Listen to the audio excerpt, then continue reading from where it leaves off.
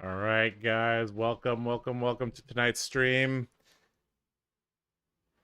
We have implemented a timer so that those of you watching the VOD have some reference to where to skip to. So, welcome. Uh, Today we're going to be going over the trip to US Nats to Minneapolis. We're going to be taking a look at the meta. We're going to be looking at the TheCardGuyz video and seeing how we did in our predictions. And I'm sure I'm going to get a lot of questions about what to play in the upcoming Nats. So US Nats was the first Nats, but we still have 3 more weeks of metagame changes. And then a couple more weeks after that, we have Pro Tour Amsterdam. So there's some room for the metagame to evolve. There's also the Bolton Armory deck, which the more and more I looked at it and thought about it, has potential to change the meta, so that'll be great. So yeah, we are on time today. Of course we're on time. That's why that's what the timer's for, right? If we're not on time, what are we doing? All right. While we wait for people to file in, let's talk about this stack of goodies here. So this is a bunch of stuff that I got at US Nats. So I guess we'll start off with this. So we got oh no. All right, sorry about that. All right. We'll kind of build up to the big one. All right. We'll start off with something pretty spicy though. We got a playset of heroes. We got 3 copies of the new Blaze promo. Now, these are not mine. These are actually my friend Eugene's. He sent them to the hotel, and he was like, hey, I gotta make some sales. I'm like, all right, I'll help you sell a couple. So if, for some reason, you're looking for a Blaze, what's her name? Blaze Firemind to play for skirmish season, I do have 3 of them. And he is looking to sell them, so yeah. These were shipped from the UK. So there's that. All right, next up, I love Olympia. I picked up the adult Olympia, and I got the young Olympia here. I'll see if I could use this for Blitz. Should be fun. That was only $30 there. Then I saw, a couple of Alpha Steelblade Supremacies, with the pig strip and all that. So I was like, all right, I'll pick up a couple Alpha Steelblade Supremacies. Why not? I could use a couple of those. Then, continuing with the Olympia theme, I was like, well, I gotta get my rainbow foil, visit the golden anvil. So I have my playset of those. That's nice. I opened a couple decent things in the side events. So I opened EA Manifestations of Miragai. That's pretty good. And then the Sacred Art Immortal Lunar Shrine also looks really nice. Probably give them to my brother because I don't play Illusionist. Yeah. All right, we grinded quite a few side events. In the end, we were able to pick up a Cold Foil Courage token. So that's pretty cool. I love that. And then here's some of the promos that we got from US Nats. So everybody at US Nats that participated got a... Ooh. Let's see. I'm not very good at this. I should be here and put it here. We got a Cold Foil Time Snap Potion. Looks really nice. MST themed. Really, really, really nice. Like that. Then on Friday, there was a sealed event. And that gave us this beauty. This Flick Flack. With the alternate art and everything. Looks pretty cool. I like that. And then I also played in some of the Oasis events. So I got a pair of these alt art Oasises. So I think Sigil and Oasis are kind of what they're doing for, side event promos these days. They did Ravenous Rabble as well. So these are cool too. All right, so we got a bunch of cool nifty things from US Nats, but the niftiest of them all. Shout out to my brother for giving me this. Yes, this is a gold foil Raiden Duskbane. And I think this is going to become very, very, very, very useful. Especially since the Armory deck is coming out soon. So this will be very nice. I think there's only 8 of these in existence. So this plus, if I do go to Pro Tour Amsterdam, I will take that, and I'm bringing Bolton, I will take that Spirit of Arena playmat to Pro Tour 5 because I think it just goes too nicely together. Bling bling. Yeah. Willie B in the chat says he likes pink strips. Yeah. So Traverse is getting banned, right? Very unlikely. As you well know, that they took a long time to ban Crown of Seeds. So, all right. How much is the Blaze promos? My friend is asking for like 130-ish, 140-ish should be okay. I think that's roughly the market price.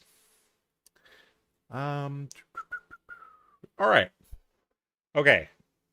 Lots to talk about today. I think the first thing to talk about is let's face it, most of you guys here want to hear about how to approach this meta. Maybe from a general perspective, but also from a warrior perspective. I'm pretty sure a lot of you guys want to know that. So, in order to do that, let's see if I can do this correctly. All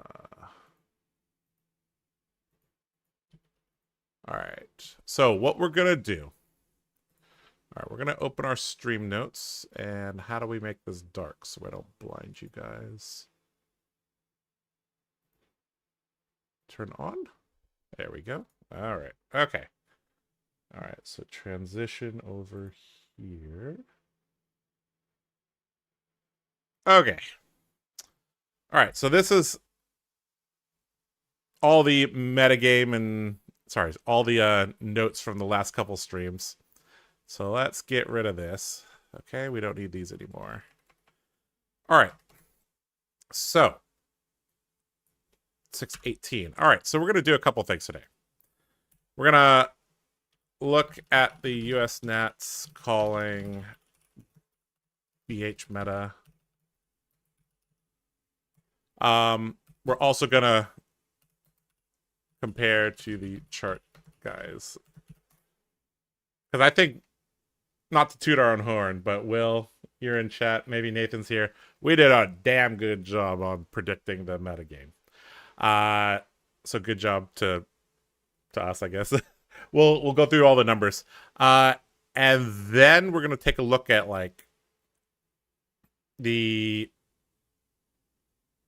how do the top decks interact with each other?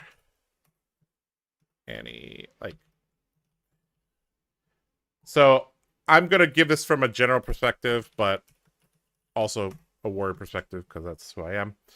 And then we are going to talk some Bolton, basically. And there was a list that came out that I thought was pretty cool, so we'll talk about that. And I guess I could talk about my US Nats Hatchet Dory list. All right, so we'll this is basically our to-do list. Is there any other things you guys want me to talk about? I gotta add it to this to-do list, and we can go from there.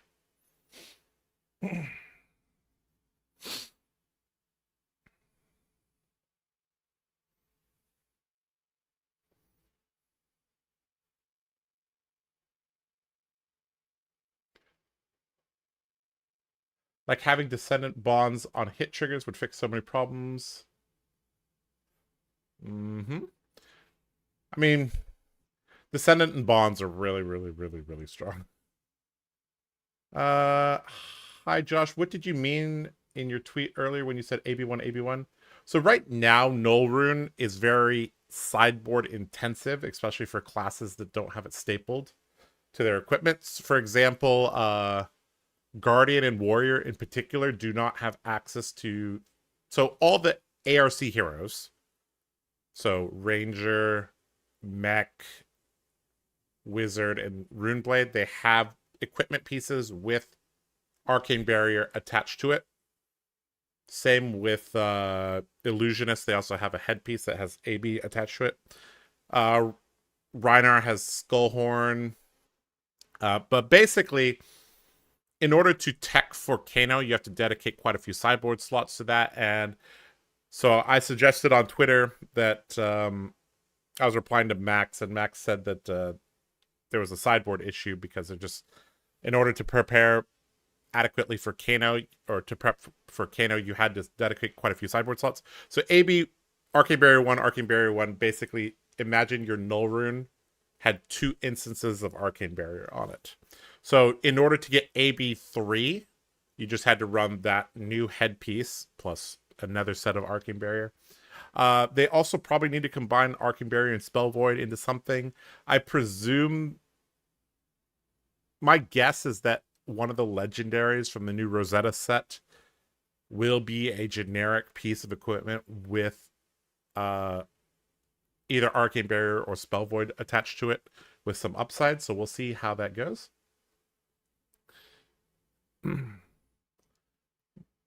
They could also make that kind of like adaptive plating for mech, so you could like install it wherever you want, or it could be like another piece that you just like attach it into an equipment slot would also be good. Yeah.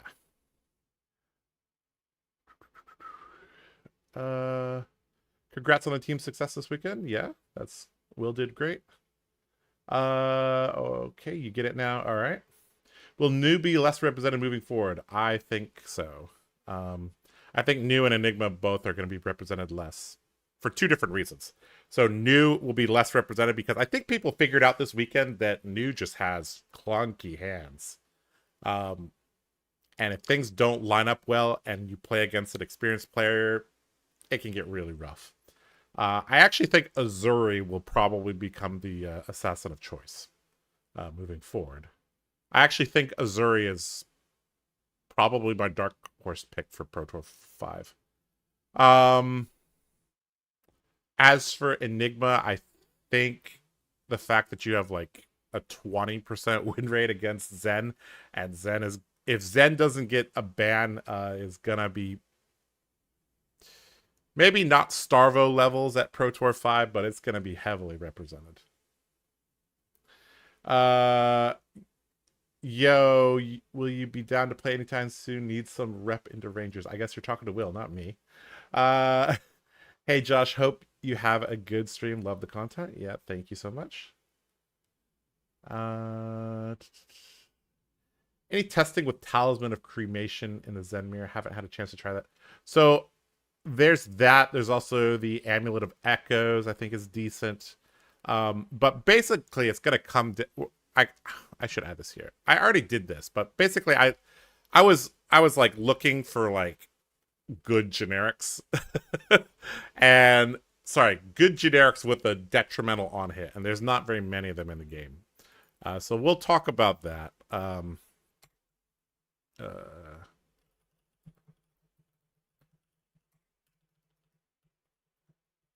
Yep. To be fair, the Illusionist hat might as well be Null Rune Hood. Yeah, pretty much, yeah. Teach me how to play 2 Luminas in a turn like you promised me. Well, you put one into the arsenal and then you draw the other one. That is pretty easy. AB1 Spell Void 2 would be a cool thing. Yeah, so basically a combination of AB and Spell Void would be good.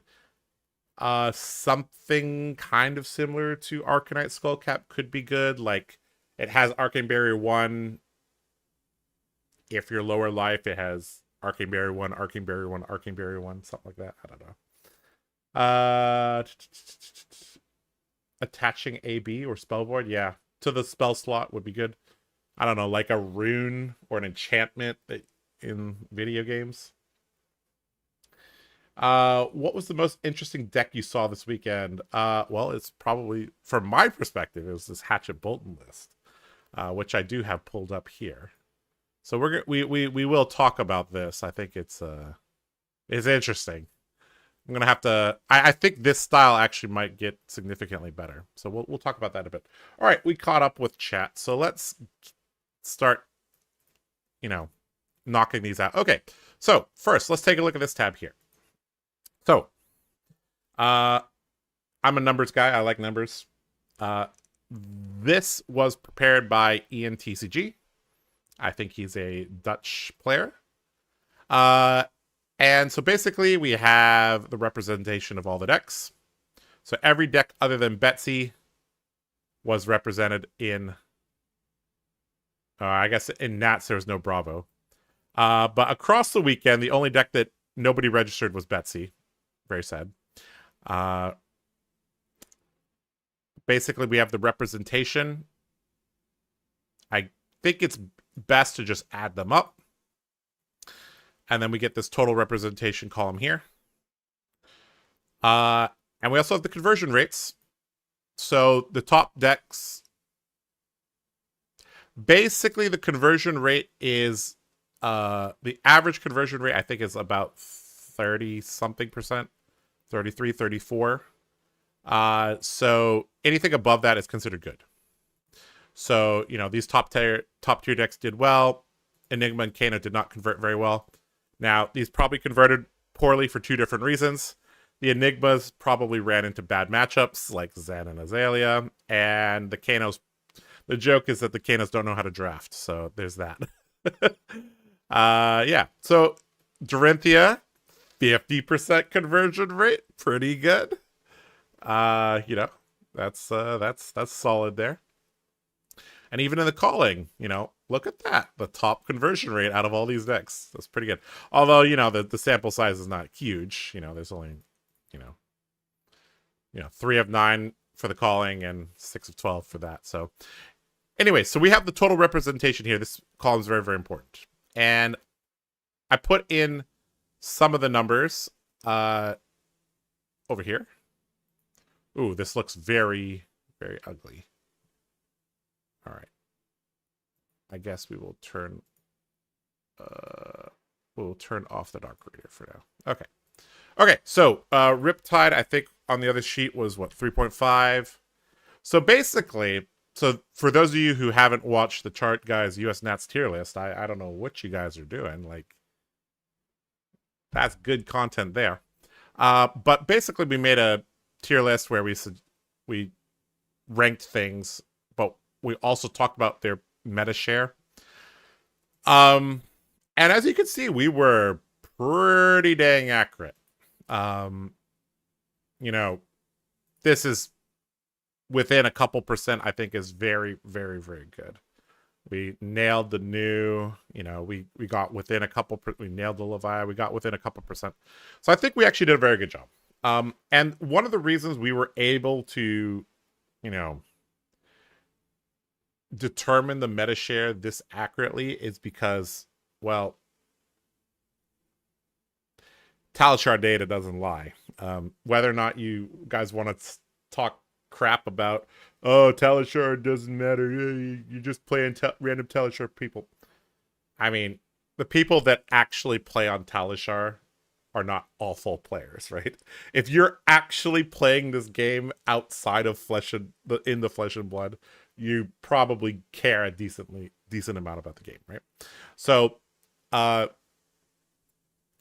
we basically looked at Talishar and we said, okay, what are people actually playing? And then it was able to spit out roughly this. We, especially in the last couple days, we saw a shift towards Azelia and Victor and KO away from the new heroes. Especially new was like 20%, and we saw her going down quite a bit. So yeah, So, anyways, I think this will be so. I think for the other nationals, I think it's actually going to be somewhere between column F and column G. Okay. Uh, I also think if people are undecided on what to play, they're gonna play. They're gonna play Zen. Uh, sure, there's some complicated lines with Zen, but basically you just transcend once, fill up your graveyard a little bit, draw a good hand, and go.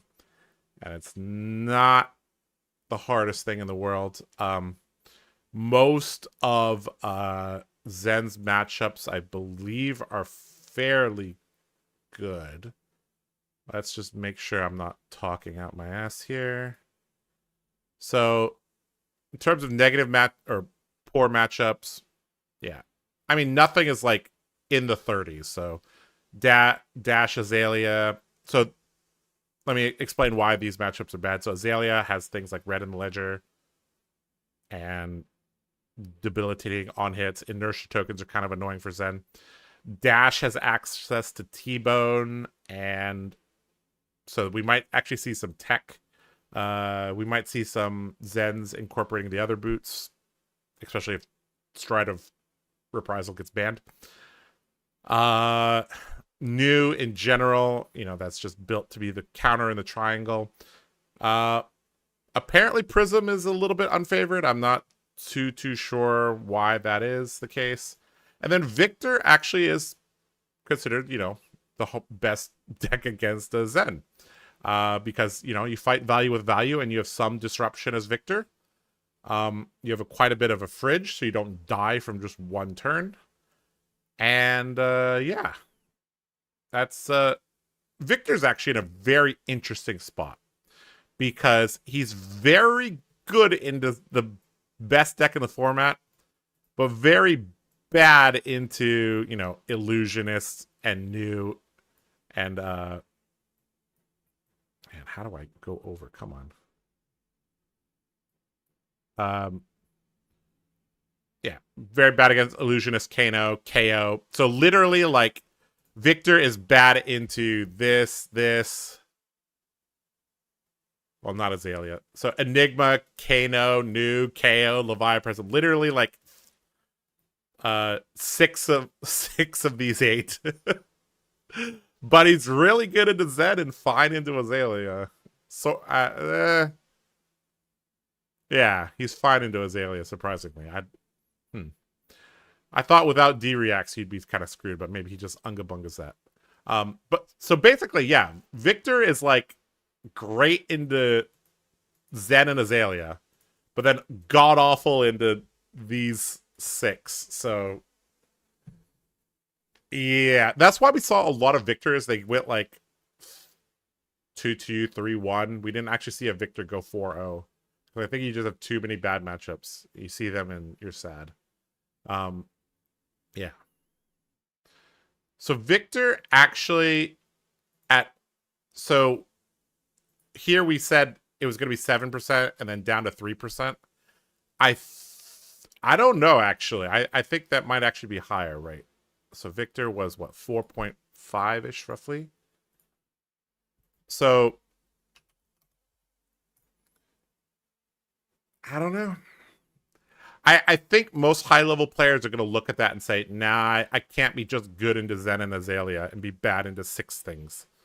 So, probably this trends downward, but if Zen is that broken to like a Starvo level degree, where his meta share is much higher than 14%, and Azalea's is much higher than 13%, then Victor might be a good pick.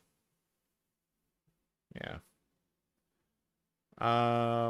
Does it Lumina with hatchets? Yeah, apparently it did. It had Lumina in the sideboard, but I'm gonna have to figure this deck out as we go. Turns out the people who play on Talishar also play in the Flesh and Blood. Who could have known? Yeah, exactly. Victor has a lot of armor and Chokeslam, and you hate Chokeslam? Yeah, Chokeslam says you can't gain power, yeah. There's a faux 4-0 Max hype. Yeah, Max is not too bad. Victor was always fine. People overblew how bad the new and Enigma matchups were. Okay, sure. Yeah, I think the main thing that's holding him back is the Kano and KO. Like, from the previous meta, those were, like, really bad, and then they got better upgrades than, well, Visit the Gold Beta State is a very good card, but in the context of the matchup, Kindle and, you know, the stuff that KO got in the Armory deck, I think is a little bit better. Okay, anyways, what the TLDR that I'm trying to get at here is that if you haven't watched this video, you should watch this. We give our rationale for why we think these heroes are strong, and we were pretty spot on about the actual percentages. We don't always hit it on the head, but we did well. All right, let me turn the dark reader back on. All right, we can go here. Okay. Okay, so we've basically done that. Okay, so let's talk about some interactions between the top decks, right? So we have Zen, we have Enigma, we have Azelia, we have, you know what, we'll just copy here, okay?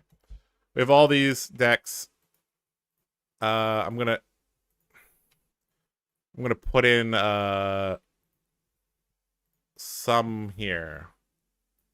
I think we could go down to here and it'll be fine. Okay. So, all right. So we included all the S, A, and B heroes, and so I guess the main thing to break down is, so Zen was the breakout deck of the tournament, right? Now, let's characterize this deck a little bit, right? This is the explosive aggro deck of the format. So, I think we all saw just how much damage this deck can do over the weekend. It feels very, very above rate. It gets to use, it's fairly consistent. It's not, you know, the most consistent deck in the world, but you can transcend pretty quickly. You know, you're the thing that flips the top card of your deck, and if it's a combo card, I forgot the name of it. I think Ancestral something. What was the name of it? Ancestral Armory. This is actually like 65-70% to hit, especially with the Winds of Eternity. So it's fairly consistent.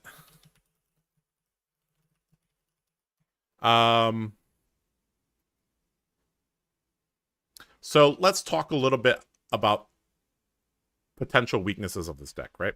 So the first thing is that in a general sense, Zen does not really adapt. This is something that Nathan mentioned in the tier list video, is that Zen is just trying to do his thing and doesn't really adapt much. So we might see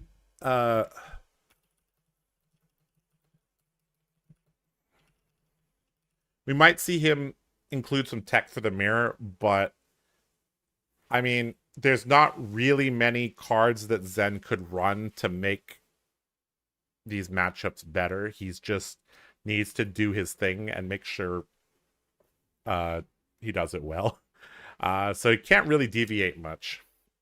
What else?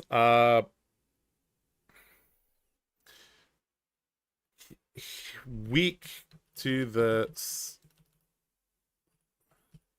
I'm gonna call it the 2 cost, 6 power, 3 defense cards. CNC. Okay. You guys, anybody in the chat got a creative name for this? 2 cost, 6 power, 3 defense. Yeah. Kano and KO are the bad ones. Yeah, I agree. It's time for the one cost on hit cards like Nature's Pilgrimage, and now such no blocks are a thing. We'll talk about some warrior stuff in a little bit. Okay, so now the issue with these cards is that, like I pointed out earlier, there aren't many detrimental on hits in generic. So you have to rely on your class cards quite a bit. But guess what? Subclasses, warrior, doesn't have access to detrimental on hits. So we have to rely on generic cards. And right now, I mean, there's not that many. So, okay. Now, of course, these are just the attack actions. Obviously, Pummel is very disruptive. So there's that too. Okay. What else about Zen? Let's talk about his matchup spread. So other than let's go back here. So remember what I said, other than like Victor and let's see. So other than Azelia, Dash, New, and Victor.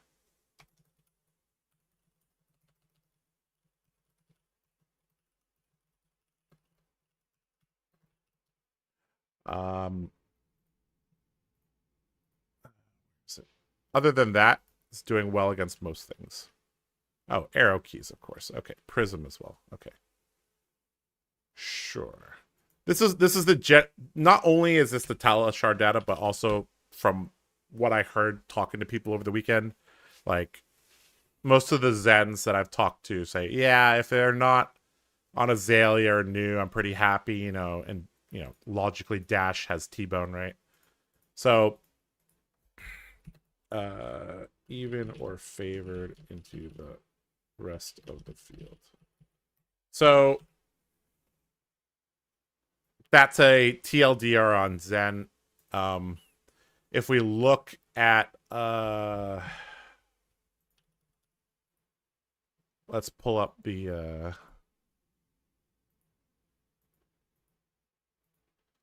deck list here. So like I said, there's really not much adaptation. They're just trying to do their thing.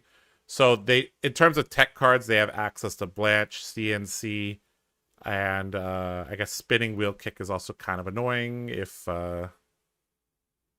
somehow they go Spinning Wheel Kick into spin. Well, no, that's not. Sorry, I'm thinking of a different card. Yeah. So if we just look at this, Aspect of Tiger Body deals damage. Blanche is a tech card. Bonds deals damage. Chase the Tail deals damage. Command and Conquer, tech card. Descendant deals damage. E-Strike deals damage. Harmony of the Hunt deals damage. 100 Woods deals damage. Also ups the Ancestral Harmony check. Spinning Wheel Kick deals damage. Tiger Swipe deals damage. Art of War helps to deal damage. Transcend card. High roll card, kind of like Art of War. Deals damage and his named Bonds. Deals damage and his named Descendant. Yeah, these we're basically seeing if you run the red, you generally are running the blue. Other than, you know, things that only come in one color. Yeah, I mean, there's Warmongers as well, right? So other than Blanche, CNC, and Warmongers, their deck is pretty set, right? In terms of the equipment, we have some Arcane Barrier, we have the standard stuff, but then we also have 2 Zephyr Needles to help improve the mirror. So if Zen decks do anything, they're just going to adjust for the mirror most likely, because they're already running the tech cards to make them good into or better into Azelia, right? They have access to CNC as well as Warmongers, which is the answer there. Dash, they could adapt by changing their boots. New, there's really no tech for that. Victor, there's really no tech for that. Prism, they're already running 6 poppers. They could be running 9, maybe if they really need to. So deck list is relatively solved. People are gonna... Okay. So that's the TLDR for Zen. Okay. All right. Enigma. Actually performed worse than expected, right? Had a pretty bad conversion rate at Nounce. And looks like kind of just an average in the calling. But I also think wasn't the so Zen's here's actually the tell over the weekend. The amount of Zen increased from Friday to Saturday to Sunday. So there's that. So Enigma quite possibly has the most polarizing matchups. Some of the most polarizing matchups. So they're basically good into everything that's not a ranger or a ninja. Right? So their worst matchup is ranger and ninja. None of this is rocket science, guys, but sometimes it's very important to like just lay everything out, because once we lay everything out, then we can say, okay, this is the metagame, these are how things interact. Now, how do we approach it from a general sense? And like I said, we're going to obviously talk about from a warrior perspective as well. But I do try to make these streams, especially like streams like this, where it's just a general topic, more universal, right? So, weak to censor too, eh?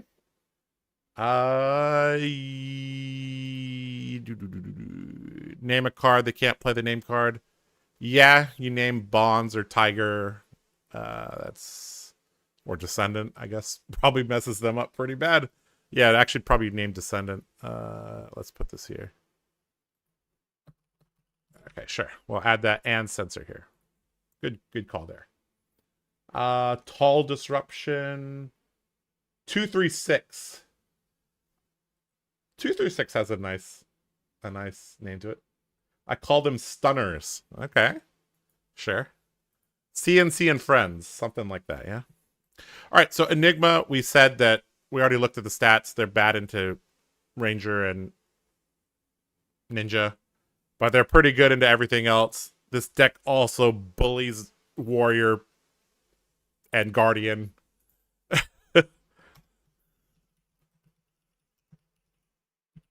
So from a Warrior perspective, this is the deck we actually have to keep a very close eye on, right? Because if Enigma's meta share goes up, you should not be playing Warrior. Their overall meta share was about 10%, which is like... that's... It's not common, not uncommon either. I guess there was really a dip right here, right? So everything that we put in SA and B other than Dory and Dash.io was basically here, right? So there's quite a big drop off. This is actually something I don't think we mentioned specifically in the video, is that there is there's not a huge gulf between the S and A heroes, but there is a big gap between those and the rest of the metagame, and we kind of see it kind of drop off here. Like, if you're playing any of these heroes into this S or A tier, you get the feeling like your deck is just not as strong. Over the weekend, that was a very sad feeling I had. I was like, I played against a Zen, and I, triple hit him with my hatchets. And then he proceeded to deal like 46 damage. So, I mean, it is what it is. So, yeah. Okay. So, let's get back to talking about Enigma. So, I think, how do I put this in a nice way. Easier to play and harder to play. What I mean by this, it's to get to basic proficiency with this hero. Doesn't take that long. But I think there's like, okay, easy matchups are easy to play. Hard matchups are hard to play. All right. This is why they pay me the big bucks, right? For analysis like this. So what do I mean by this is that executing the basic Enigma strategy into decks that cannot clear your, like, they don't have the damage output or consistency to clear your stuff, is very easy to just snowball and win the game. However, when you play against decks that have Murkmire Grapnel, trap pings, wide damage with single instances of damage, cough, Ranger Ninja, those are very hard to play. And I think Enigma decks might become more aggressive. The reason why I think this is the case is that if you're trying to execute the game plan where you're just protecting something, I don't think that works. I think basically you need to put something really threatening on the board with go again, so with counters, and then follow it up with one of these things. Right? So if you can do that, then that might be the solution into these heroes. Or at least the ninjas. The rangers, I think, are still going to have a hard time, right? How do I put this? I think top level... So in the video, we said that we thought that Enigma would go from 12 to 18. So we thought that Enigma would... their meta share would go up over time. I'm thinking after Nat's Day that might not be the case, because if a lot of people gravitate to Zen and Azelia at the Pro Tour, which I really think a lot of people will, that becomes a really, really bad situation for Enigma. Bad into the winners meta game. Right? Given the current deck lists, they just don't match up well with those. So might see lower play rates at PT5. Deck list is not solved. Okay. Something like that. Easy floor, high skill ceiling. Yeah, something like that. Damon says the amount of Enigma is only going to go up. Okay. Stunigma. Yeah, I think that's what you have to do. I don't think Enigma has been totally figured out yet. Yep, I agree. Okay, so that's these two decks. Then we have Azelia. Will, I don't know if you're still here. If you want to comment on this, you can help me. But basically, so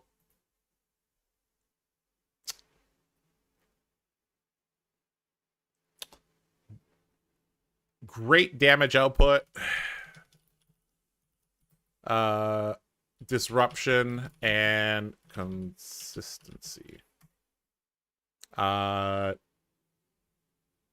Good into both Zen and Enigma. I think they're both fine. The Azelia has useful sideboard tech for particular matchups. Right?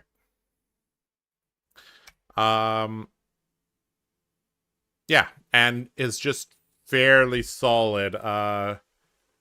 Will have a large player base, partly because of Lexi. Okay. There's a lot of people that were on Azelia. Third most represented deck. I think this is gonna go higher over time. Wasn't highly represented in the calling. But didn't Azelia win in the calling? Oh, this is the conversion rate. Yeah. Right here. This is the one I want. Yeah. Okay, so about 11% in the calling. Yeah. Sounds about right. Just looking here, the Dorinthia thing fell off the cliff here. All right. What is Azelia weak into?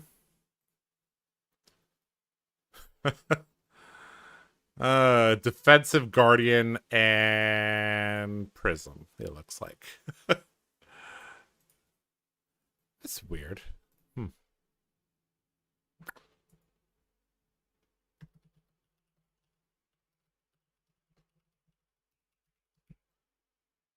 But other than that, Azelia does pretty well into a lot of things, and can I do think the team talked about this several times over the weekend that like Brody perfected this list. Like it is extremely consistent, and it's like it's damn good. Okay, so we have these three. I don't know if I really want to talk about everything in depth, but basically, these are probably the decks to beat coming into the Pro Tour. Somebody mentioned Azuri. Yeah, I do think Azuri's in a good spot. Obviously, you're going to lose against Enigma and Kano, and you're probably not amazing into these guys. I don't know. There's issues with every deck, right? Okay, so let's think about. So we talked about. So let's talk about how decks are going to interact with these three. Because they're all doing something very different, right? So first of all, I think if you don't have a playset of Amnesia, CNC, and Weakest Link, you probably should get those. They'll also help your Prism matchup. I think those are very important to have. I think the price is just going to keep going up, so if you don't have those, I would get those. And this is kind of where I want you guys in chat to kind of help me out here, right? I've kind of laid it out, but I haven't really taken the next step to say, okay, this is the meta, now what? Because I thought about things, but I haven't like taken the next step. So we'll do that in a second. Forgot my drink over there. Okay. So let's try to think a little bit here.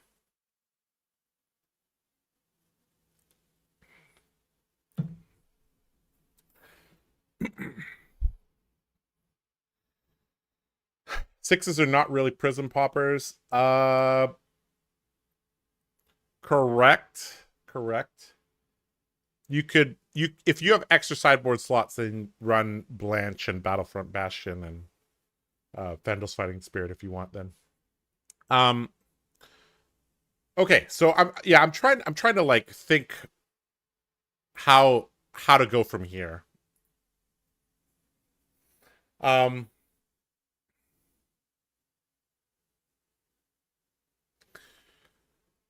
So I think the number one thing is that you have to have a plan against Zen. And you, to some degree, have to respect Kano. And then you have to have a plan into the Brutes, because KO plus Leviah, I think, is going to be a decent amount of the metagame. Unfortunately for us Warrior players, this is just a matchup we're probably just going to have to try to skip. And then for Azelia, you're going to want a proactive plan. Amulet of Echoes Copium.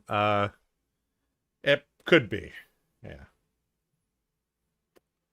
No. I'm no Warrior Pro, but none of them feel particularly good into any of these top decks. Yeah, exactly. That's so. Let's do something here. So I already looked up most of the generics. So let's just go through this one more time. Make sure we can get them all.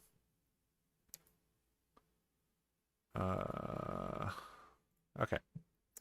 All right. So I've put into here every single generic that has a detrimental on hit, right? So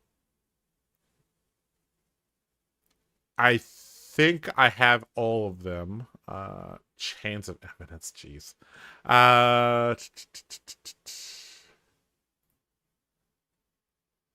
Just quickly going through, making sure we got them all. I think other than Pummel, I got them all. Is there any that you guys could think of?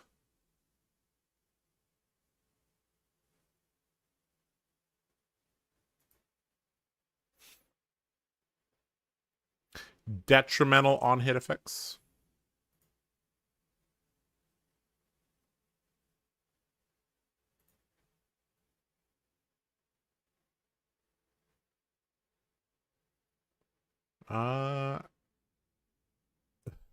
Smashing Good Time is a detrimental on hit effect, but it's not relevant in this metagame, so we're not going to include it.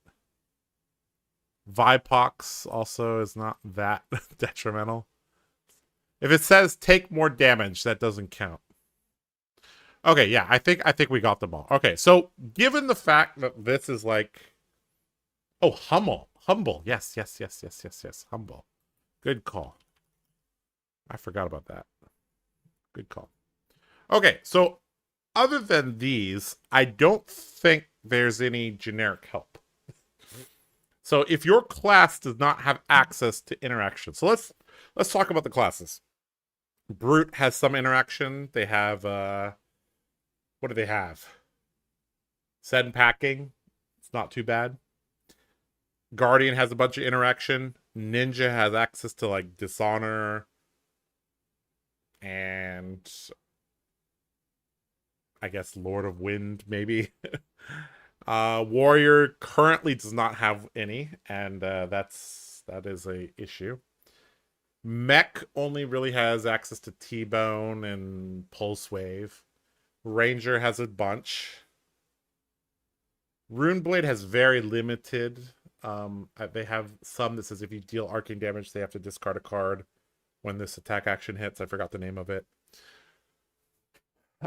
Wizard doesn't really have much. I mean, a lot of their stuff. I mean, it's on hit. The Kano player has a better chance to kill you. That's their main on hit.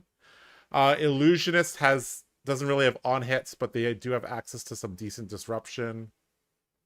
And then Assassin has a bunch of disruption, right? So basically a lot of the classes in the game can rely on their class cards to some degree to interact with this hero in particular. So the main issue for Warrior is that we have to rely on these. The only other way you can interact with them is through comboing or playing Dawnblade Snowball.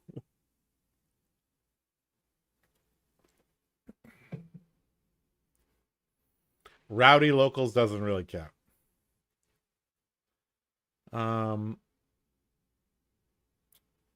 What's up, Damien? What's up, Andy? Nice seeing you at Minneapolis. Phi has Breaking Point. True, yeah. Yeah, Ninja has access to that. One of the ninjas does. Rowdy Locals, doesn't that... Isn't that the one where they have to... If they You have to have a card for...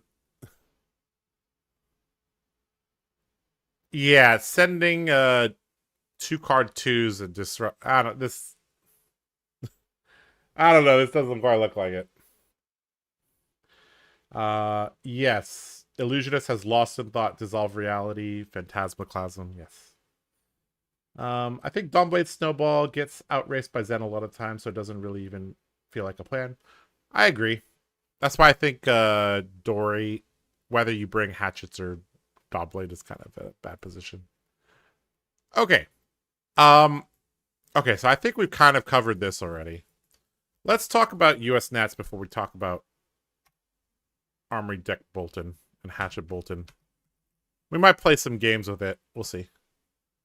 We'll see how I'm feeling. I'm still kind of tired from Nats. Okay, so at Nats, let's see. Let's see. So I think I already tweeted about this, but all right. Let's not go there. Okay, so I felt, let me pull up my matchups, because I felt like I really just won the matchups I was supposed to win, lost the matchups I was supposed to lose. So I guess the number one question I got over the weekend, I got 2 questions over the weekend a lot. The first question I got was, hey, Josh, are you still going to play Warrior? What do you think about Warrior in this meta? Obviously, this is a very, very difficult meta for Warrior. No, duh. It's really bad. But I do think the Bolton Armory deck might have some potential, and and I didn't really think about a potential application of some of the cards in that deck until I looked at this hatchet deck. So we'll definitely take a look at that. The second question I got was, Josh, why did you bring hatchets instead of Dawnblade? And so the reason for that is I looked at, you know, this basically, right? And I said, okay, if we think this is the metagame, hatchets has a slightly better spread, right? So Dawnblade, so let's just run through it, right? So let's make a table. All right. So here's the matchup. This is what you would prefer to play, right?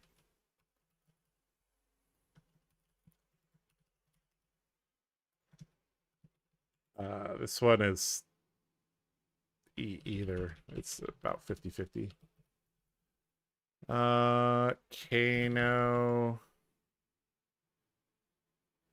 Also about 50-50. So the reason why this is 50-50, I think most people will say, oh, it's Dawnblade is better into Kano than hatchets. The snowball doesn't really matter. The hatchets deck actually out damages the Dawnblade deck in a very short game.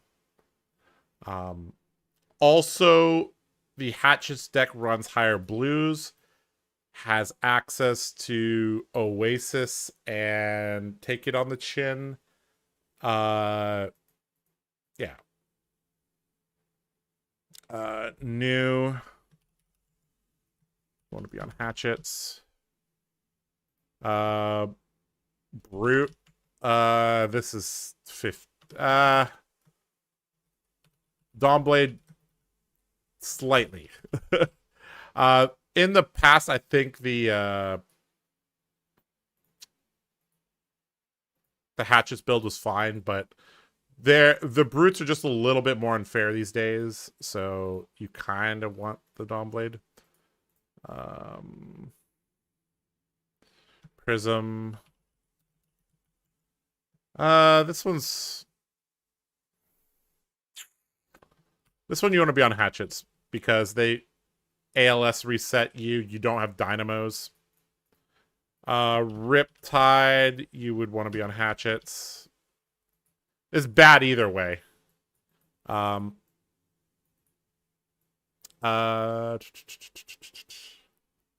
Victor. This one's bad either way, but I think Hatchets is slightly better. Actually, maybe not. So in the past, I would say Hatchets, but currently with cast homes, you got to go quickly. You can't let Victor see all his clash cards. So, and most Victors have completely cut their D-Reacts now. So, yeah. So I think that's okay. Azuri, you definitely want to be on Hatchets. Dorinth in the mirror, you want to be on Hatchets. Funnily enough, I played against Dorinthia at Nats. And then Dash IO, 50, both are fine. Okay, so given that this is the matchup spread, like, literally you would only want to play Dawnblade into, like, Zen and maybe the Brutes. Whereas everything else you would prefer to play Hatchets. Obviously, Hatchets here isn't really doing much for you because this is a very cursed matchup anyways. But, you know, it's a significant advantage against New, significant advantage against Prism. Yeah. Okay, so that is the... those are the two questions I got the most. So yeah. When I ran into Zen, I lost. When I ran into Azelia, I went 1-1. I beat a New. I beat a Brute. I lost to a Riptide. I beat a Dory. It was very frankly very, very bland CC section. Yeah. I lost against Victor, lost against Riptide, won against Azelia, won against Levia. Lost against Azelia, won against Dorinthia, lost against Zen, won against New. So I went 4-4 in CC. I think that's to be expected, given my matchups. Yeah. For those of you who are curious about my list, this is the list I took to Nats. I guess some of you are going to want this link, so I'll put it in the chat. I think this list is fairly well tuned for this metagame, but like I said, if you run into the wrong matchup, you're just going to lose. So it is what it is. Okay, so I decided to go with a tunicless plan. Very standard main board. Yeah, very, very standard looking main board. The main thing is in the sideboard, we have the Amnesia because that's relevant in this metagame. In the swing is a sideboard card. I know a lot of you think that this is a main board card, but against certain matchups, this doesn't do anything. Namely Azelia. Got an Oasis to respect Kano. And we have Unmovables as our tech choice against Azelia. Got a couple of snags in the sideboard. We already have 23 blues in the main, but we did go with a couple extra snags in the side just to, you know, up our blue count, especially if we bring in a lot of reds. That'll help. Obviously, it's good against New. It's fine against Kano because it's a blue. We have Vambrace in the sideboard. For Enigma, we have Crown against Victor. And for decks that don't draw 2 cards, like New and a few others. So yeah, it's pretty standard hatchet list. I think this list is fine, but you run into a Zen, you're gonna be sad. You run into Enigma, you're gonna be sad. Half the time you're gonna be sad against Azelia, you know. You basically try to pick on New. And yeah.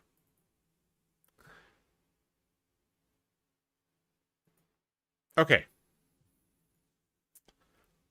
Let's catch up with chat a little bit, and then we'll talk about Bolton.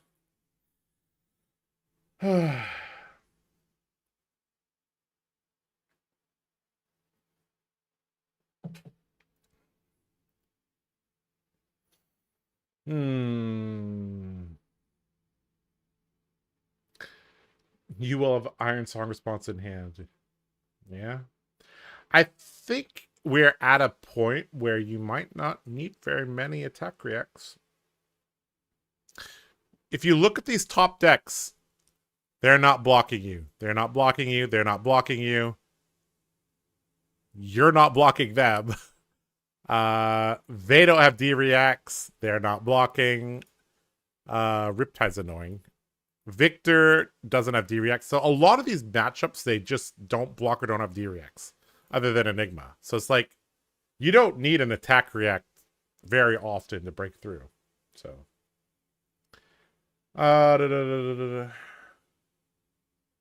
Does commanding performance interact with an opponent? No, because they just don't block.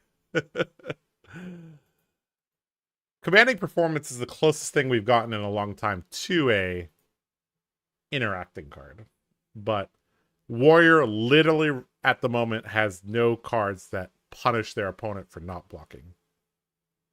It rewards the Warrior. It doesn't punish them. Thanks again for the Rainbow Foil Iron Song response during Nats, Josh. You're welcome. For those of you who were at Nats and didn't come up and say hi to me, you know, you could have gotten what is this one? You could have gotten, you know. So I had this stack of cards. They are the Warrior it's the Cutie Dory sleeves. And they're filled with random rainbow foils. And I was giving these out at Nats. So, well, you could come up and say hi to me at Pro Tour or something, or the next calling or something. What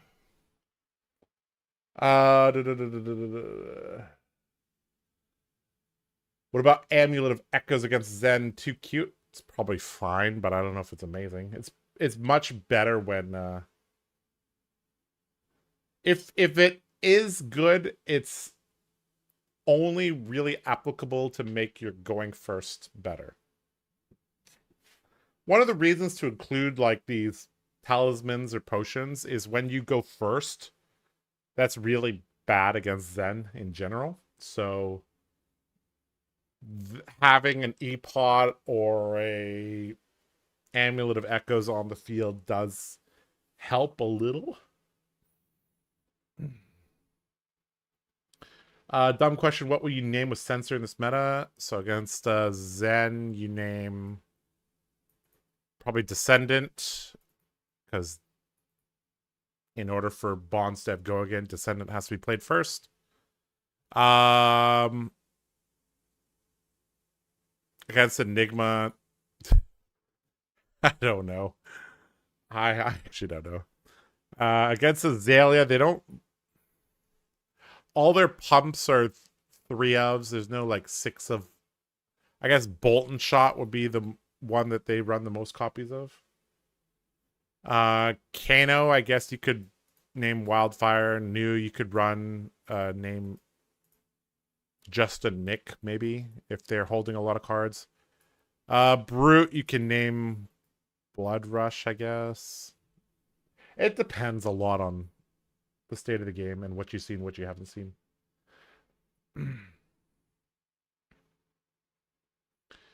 Have you looked at Golden Anvil, Josh? One of the most interesting cards printed, in my opinion.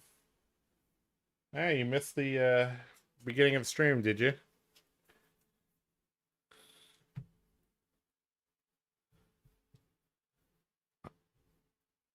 I bought my playset over the weekend. I got a playset of these.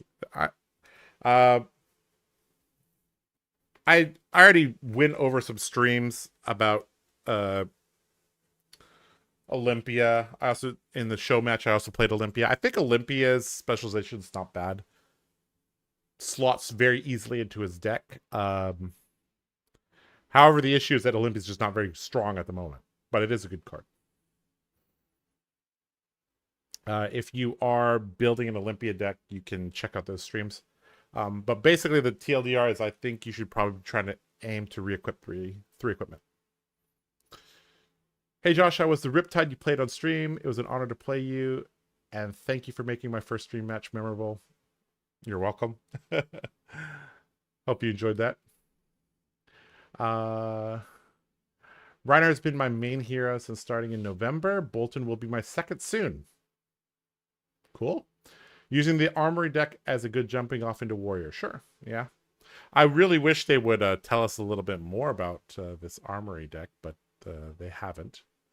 I mean, we currently only have 3 cards. I'm gonna talk a little bit about these, as well as this list as well, because I think this list and these cards might synergize in a pretty nutty way.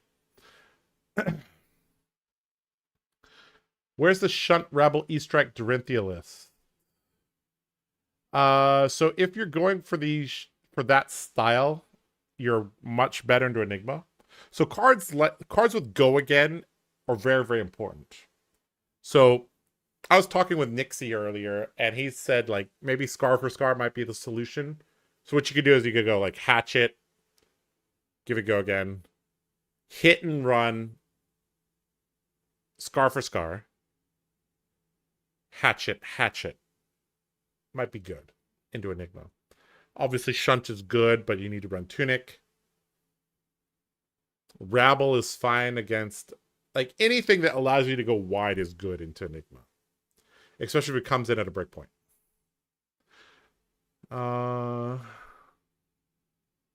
Thank you for the foil course of Iron Song and sleeve. You're welcome. I hope you enjoyed both the card and the sleeve. Amulet at least has Go Again, unlike the potions. Yes, but the potions are much stronger than the amulet. The reason I asked for Censor is that if they let it hit, they probably don't have any of those cards, right? That's an interesting point you actually make.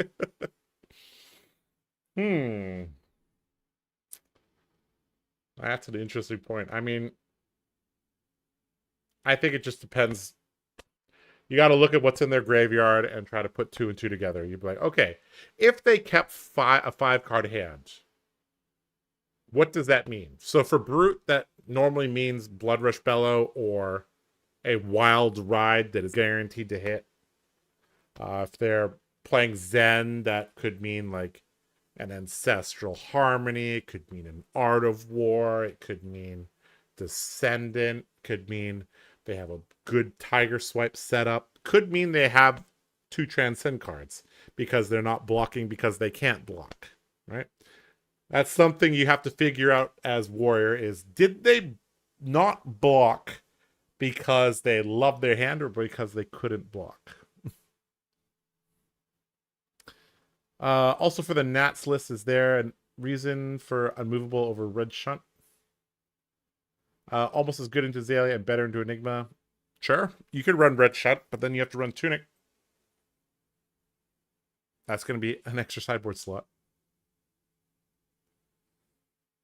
What do you think of the Bolton getting top 8? I don't think a Bolton got top 8. I know a Bolton got top 16. But I also think that Bolton got very good gem pairings. That's my gut. And good draft. It rewards us, but it doesn't punish them. Brilliant. Makes sense. Good wording. That's why you signed my prayer, Valona. Yeah. I would think we should be seeing the list soon, right? I guess the KO list didn't come out until the week before. Yeah, when does this come out? And like right after Nats, right? Do you think Banner of Resilience will be more useful now with the charge on defense cards in the armor deck? Yes. Should be. Whether or not it's worth the slot, maybe, probably not, but we'll see. If you're running unmovable, you're pitching a blue on their turn anyways. Yes.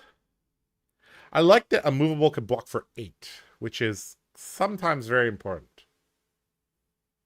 And you have to also think about when you have unmovable, plus you have grains as your chess piece, you have extra armor. Which means you can shut down a wider range of plays.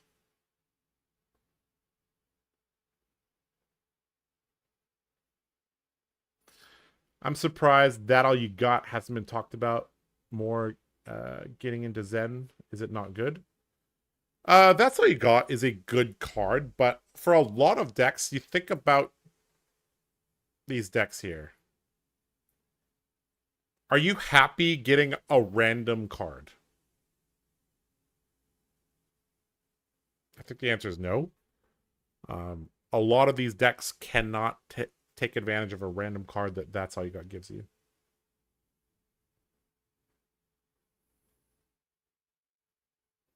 Especially because it comes at the end of the combat chain.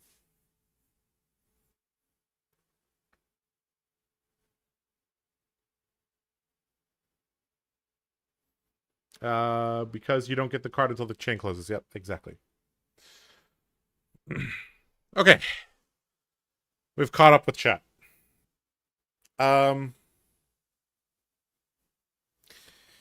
Okay, let's talk a little bit about Bolton, because there was a very interesting deck at US Nets. And it's this one here. Now, let's go over to Fabric. All right, chat, take a guess. What percentage of Boltons run hatchets? Take a guess. How many deck lists, according to fabric.gg, run hatchets as their weapon? My guess is like 6%. Let's take a look.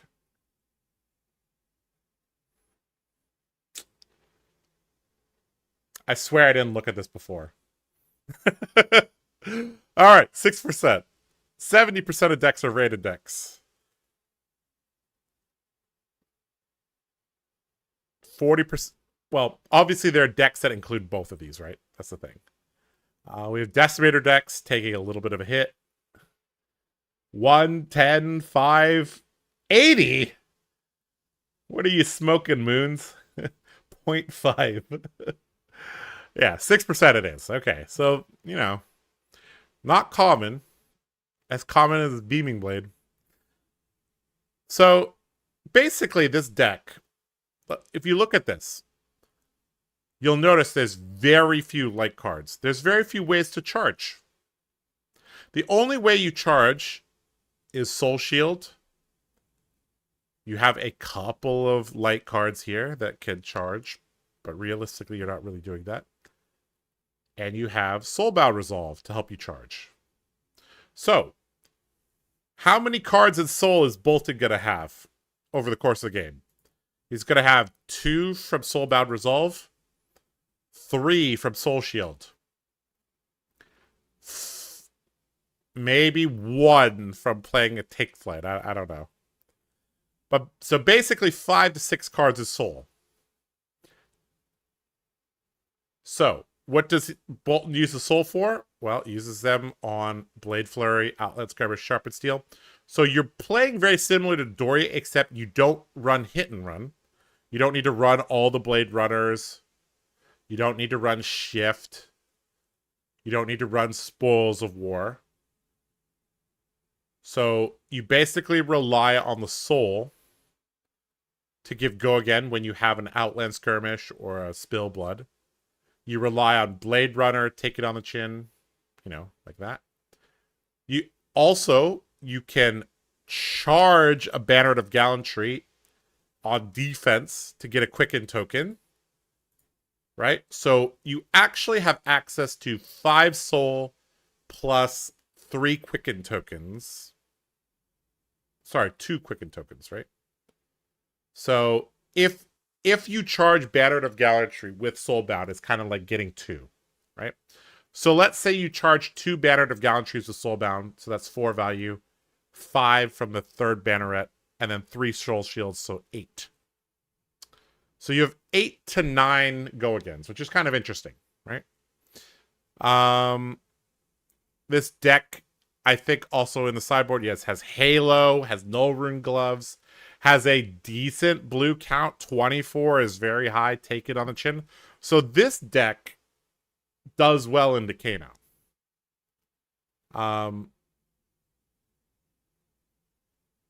Yeah. Over in the sideboard, we got CNC Amnesia. That's standard stuff. We got some D-Reacts. I presume this is for new. I guess this could also help against Azelia a little bit. Got some extra take flights. That's interesting. Maybe if you're going first, you'll run them. I'm not exactly sure. So V for Valors of the red variety.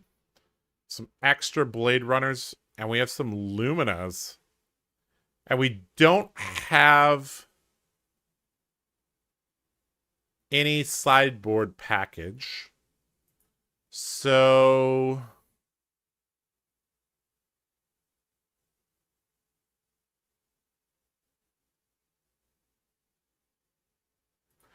okay, so Lumina is just being used for its first effect. We're not trying to swing each hatchet 2 times.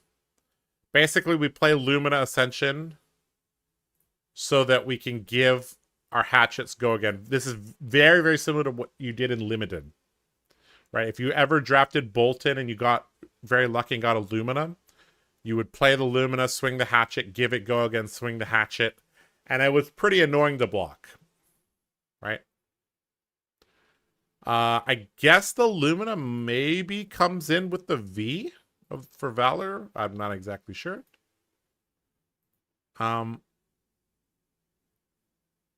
Actually, it's not retro. Via Lumina Ascension is not retroactive. So if you play Lumina and then you attack and then you use the reaction on V for Valor and charge, you don't get to attack a second additional time. So kind of weird.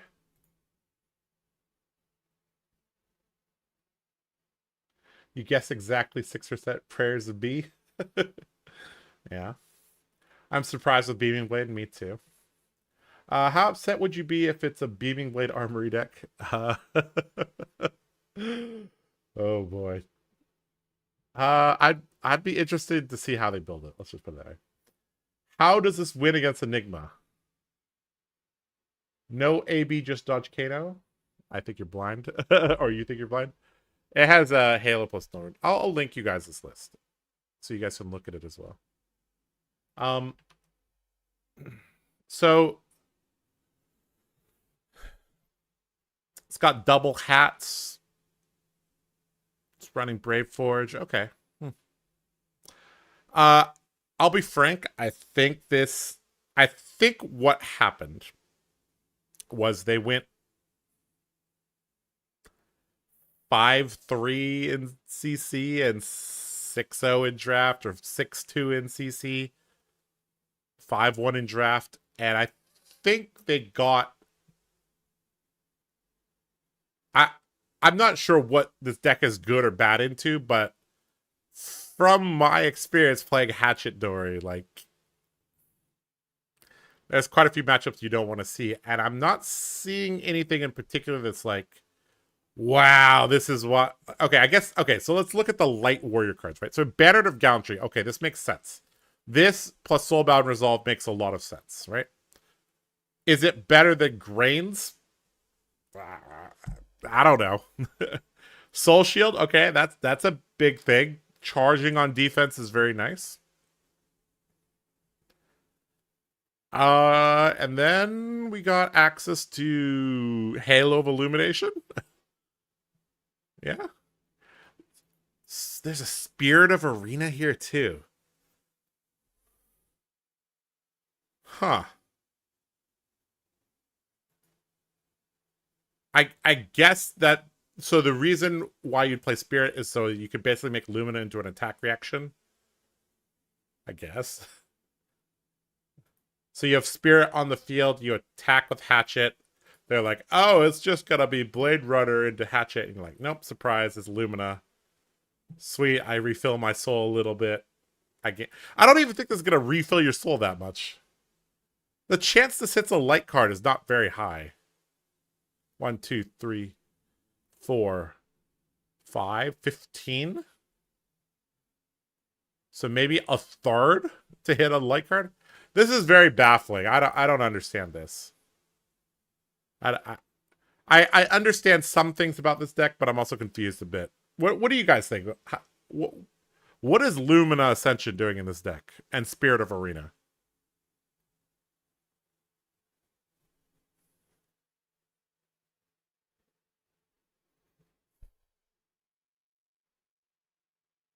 I'm really not sure what the heck this is. I'm excited to try this, but I don't know what's going on here. Anybody in chat know the guy who made this by any chance?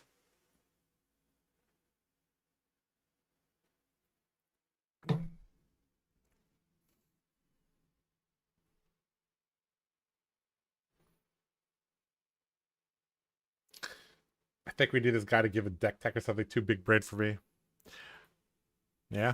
Okay, so the reason why I wanted to bring this up, other than that this deck is really cool, is that I think it interacts in a very interesting way with these cards, right? Saving Grace, this is going to replace Sink Below. And this is going to be extra cards in your soul. So we're moving towards a deck list that doesn't play these charge cards. We just charge on defense, and then we have access to go again. Same with this. The thing is, this boots and this helmet, I think, are actually very good for combo. So I'm wondering if there's a way to make a deck that's like combines elements of this with combo. Kind of like that deck tech I put out earlier. But the reason these cards are kind of nutty in the combo deck is that, like, against decks like Ninja, you literally don't have to. All you do is block until you find your combo. So turn 1, you play your charge card, pass the turn. Turn 2, all right, we got a Soul Shield or Saving Grace. Sweet. We have a second card in Soul. Oh, sweet. We drew our combo. Great. Let's we have half our combo. All right, let's block with Warpath of Winged Grace. Let's get a third card in Soul. All right, the next turn. Oh, sweet, we drew our combo. Let's go. We never have to manually charge our Soul with, Take Flight, Engulfing Light, Express Lightning, Bolt of Courage, etc. with these cards. Also, Helm of Halo's Grace. Let's say you draw a hand, it has the combo piece in it, but you don't have a starter. You can charge one of your bannerets and try to draw into a starter. The main thing, though, is that there should be a fourth card. LSS has not told us what this fourth card is, but I presume there is a fourth card coming, so that'd be good.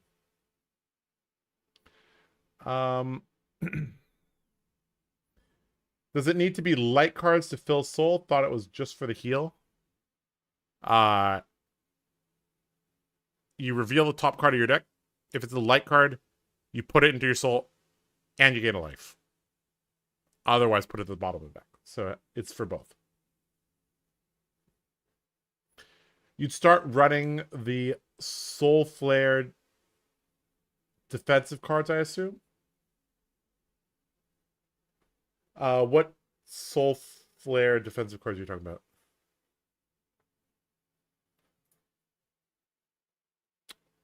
You mean the Soulbound Resolve style cards? Yeah, Halo's Greatest is such a good filter. Yes, yes, yes, yes. Both of these are very good.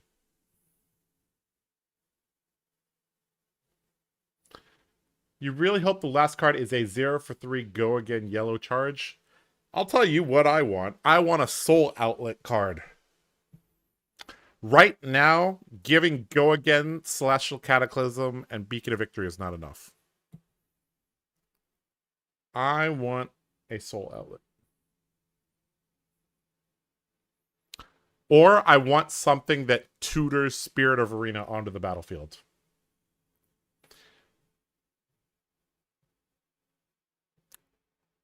A 0 for 3. If you charge a yellow, you may search your deck for Spirit of Arena, put it on the battlefield. Something like that. This card is so critical to everything that Bolton does. It really needs to just start on the battlefield. I don't... I would not mind if this started on the battlefield. Banner of Salvation. Yeah, that would be fine. I think we could see more bannerets now. Yep. And Banner of Resilience. Yep.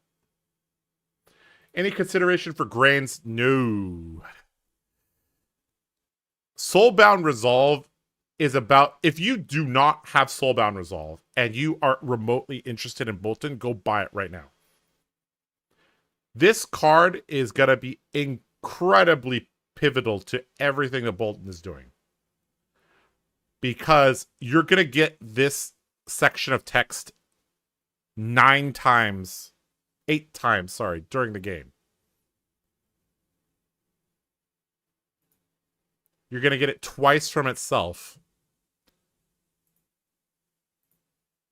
You're going to get it 3 times from Saving Grace. Once from Warpath, once from Helm. So let's... Sorry, you're gonna get 7 value, from this. Plus the 2 block, plus the 1 block is 10 value. This card represents 10 value. 10 value. It's gonna block 2, it's gonna block 1. It's gonna charge each time. And then these also let you charge on defense. So, very, very, very important.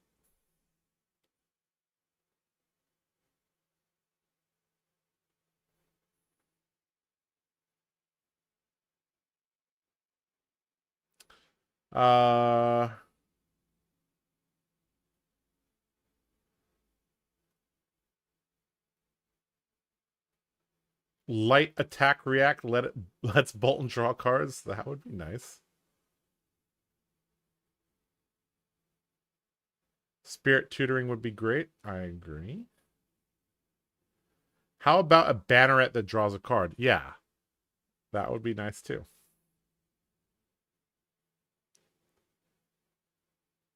It's good Riptide tech. Yes, there's it's good against lots of incidental damage. I did not think about it that way. Thank you. Yeah, you're welcome. So the new cards plus Soulbound is going to make him a good mid-range back and forth hero.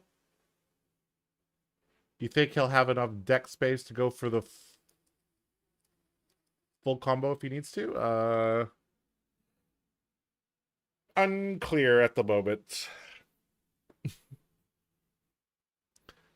Unclear. That card already exists. Which card are you talking about?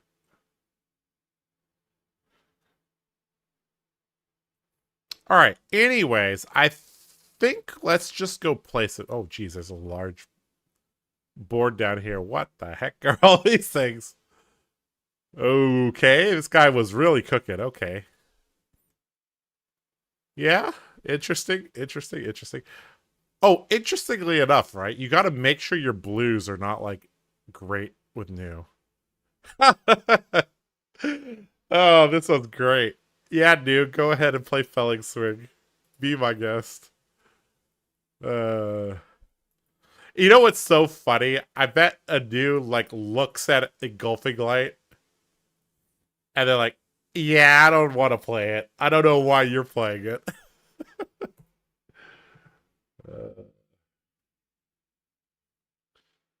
A banneret that gives a vigor token. There's a lot of design space.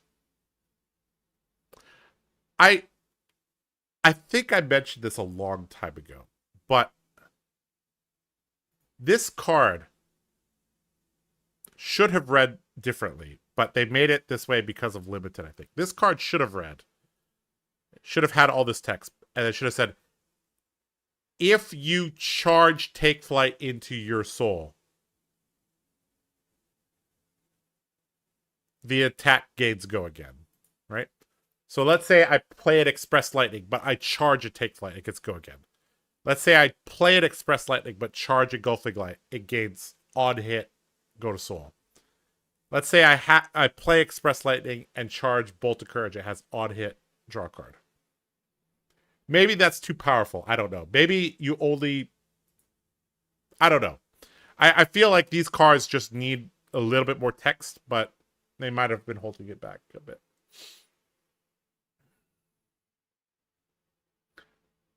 Oh, Lumina Lance. That's not a good card. Bro was cooking with Felix. I mean, he's got it in his vein. What about a prayer yellow deck? Maybe. I don't know. So what I want to do is I just want to play this deck. We'll figure it out. Let's go play a game or two of this and see.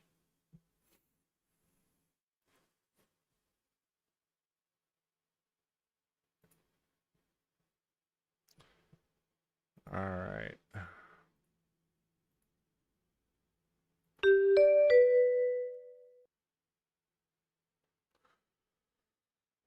Okay, we're playing against Enigma.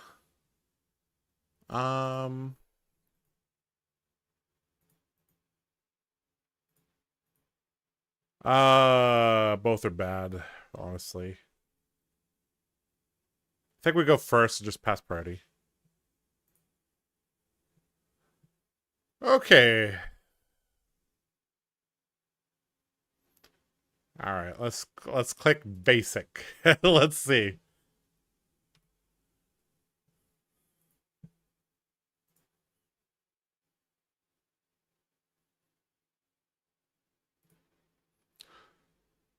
All right, so they didn't put the poppers in, they didn't put the spirit in. All right, I think we just run it like this and see how this goes.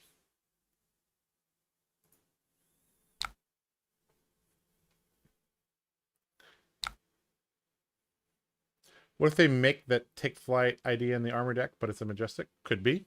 I don't know. All right. Let's just pass, I think.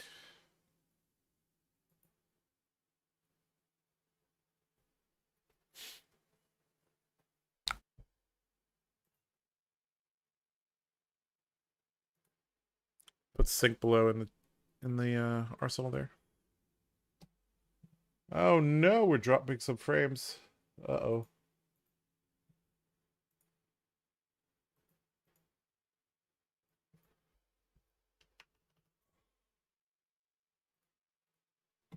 All right. Rage Spectre. Sure.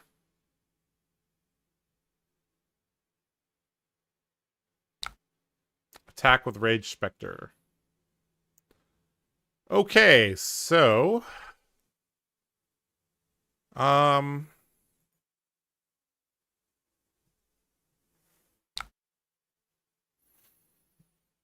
so I think we're just play Take It on the Chin, attack. I think I'm also supposed to start charging my soul as well. So like this, I think.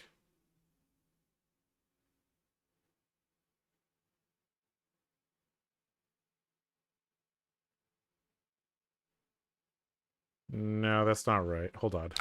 I need to make sure I have 4 resources. I have to keep these 3 cards. So I can block with these. Okay, basically I'll block with this plus take it out the chin. I think it's the easiest way to do this.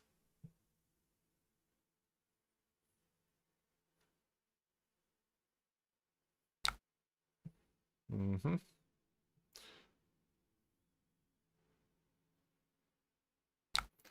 This game is going to be won or lost, basically, right here.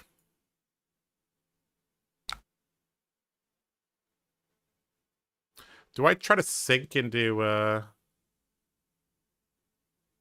something better?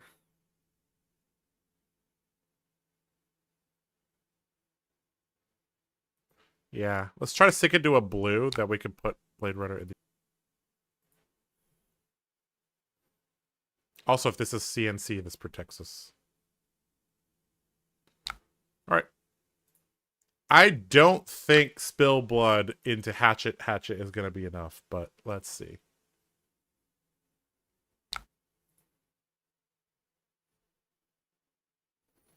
Won or lost off turn 1, just Enigma things, yes.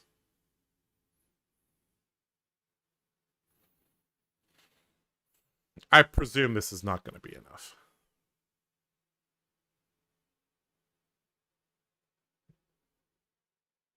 They're going to use the Uphold Tradition. Plus this, yeah.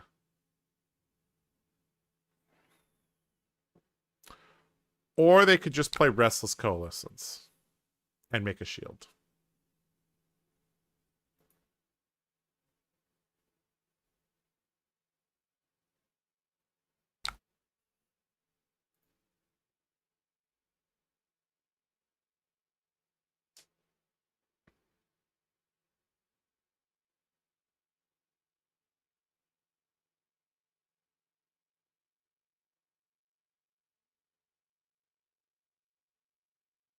So I think it's going to be important for us to try to charge defensively. The issue is that if we charge defensively, we have less cards to attack them with. So this is probably just a curse matchup.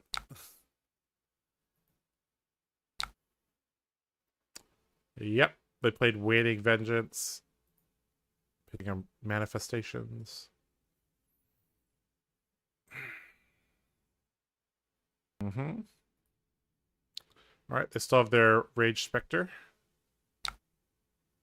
They played Shimmers and passed. Okay.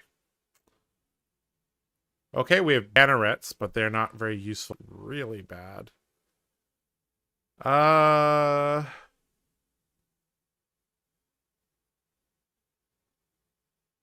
think we activate the Warband, try to draw something. I mean, this already looks completely hopeless. Because we have to clear this dumb ward. Oh no, we're dropping more frames. Oh no.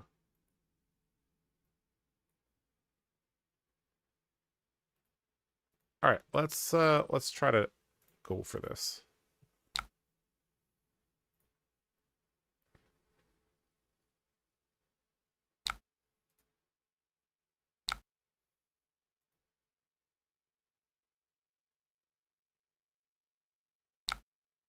Okay, we'll charge the Banner of Gallantry. This is where having attack actions in our deck would be useful.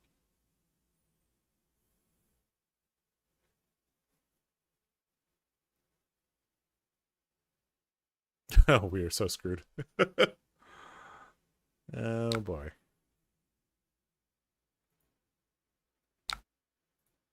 Okay, at least we could go Hatchet, give it go again with Bolton, and then into Gallantry. That's okay.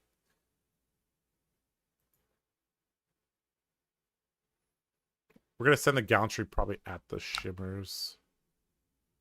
Yeah, we have to.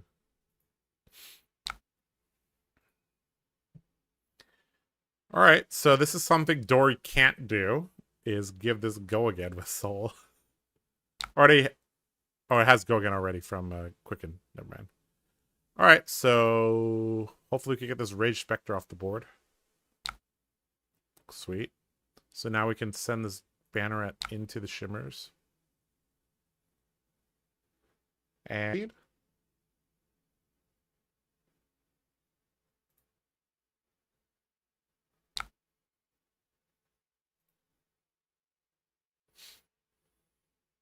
this is reminding me why I've dropped Warrior altogether. Been on it for 2 years, but I guess not a total diehard.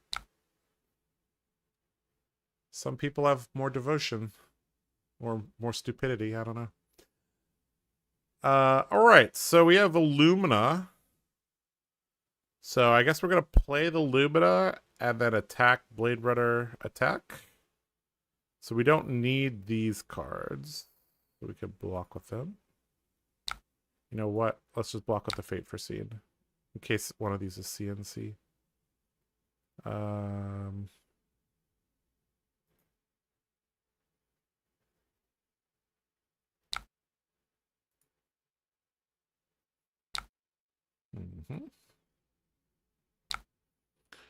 right, what are we trying to opt for? I don't know. Express Lightning doesn't feel like it's it, though. All right, if he attacks again, we can block with the Dynamos and the Soulbound and charge one of these. This would be a good time to do so. Lucius doesn't really have on hits, so we don't really have to be worried about that. Ooh, Sensor, interesting. They're probably gonna name Blade Runner if we don't block this out. So 1, 2, 3, 4. We could block like this and then charge.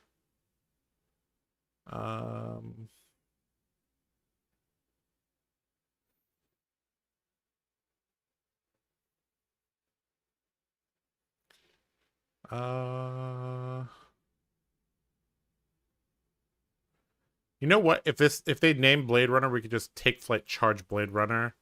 Lumina swing is okay. So I think we'll just do it like this. Let him name Blade Runner.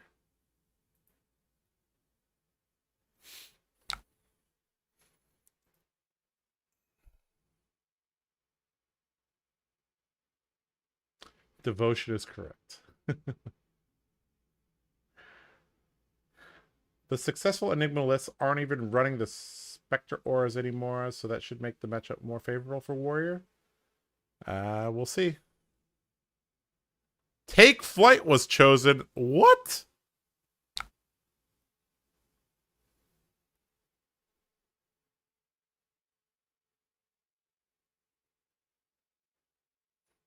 Okay. All right. I mean, that is an option.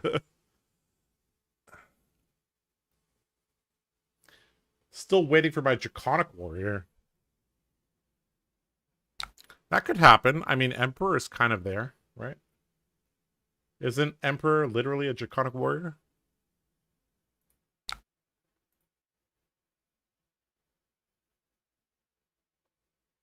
Lightning Warrior would be cool, yeah. I agree. Lightning Warrior would be very cool. Just give me Light Dory. I'll be happy with Light Dory.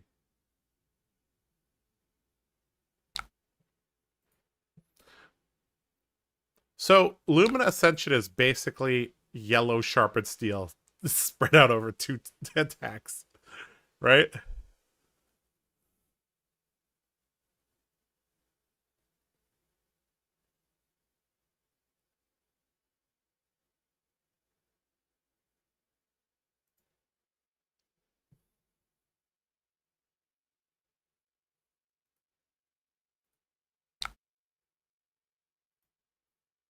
All right, he blocked us out, maintaining the Waxing Spectre.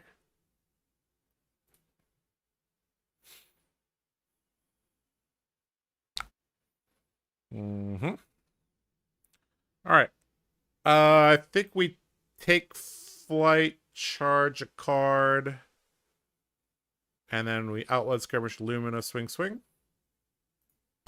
That looks good to me. So pitch, hold the line, take flight, charge engulfing, pitch, or play, swing. Yep, that looks good.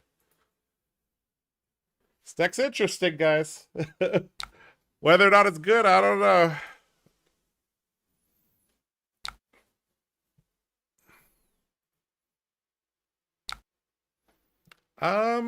I guess we technically want the engulfing light in our deck. Charge, hold the line. Might be better. Yeah, let's do that.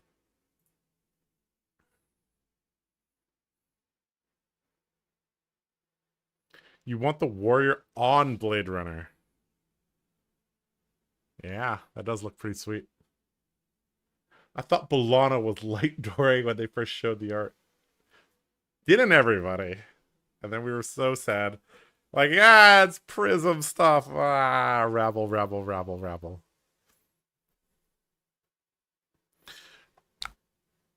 All right. Sure. So I think we play one Lumina and swing. We hold the Outlet Skirmish, pretending this is like Blade Flurry or something. We'll play this on the second one. Holy crap. Oh. We wouldn't have had enough soul to, like, swing 4 times. Okay. Okay, interesting. Interesting.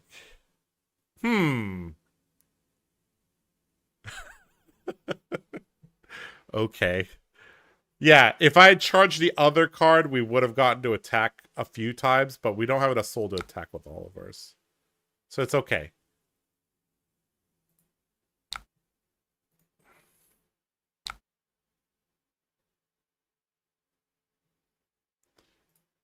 Alright. Please lose your Wax Inspector. Sweet, we got it. Alright. So now that their board is clear, I think we just arsenal the Outlet Skirmish. That's just like a general rule of thumb, is that when the Enigma lets their board go, you just be like, okay, let me set up a 5-card hand so I can clear your board.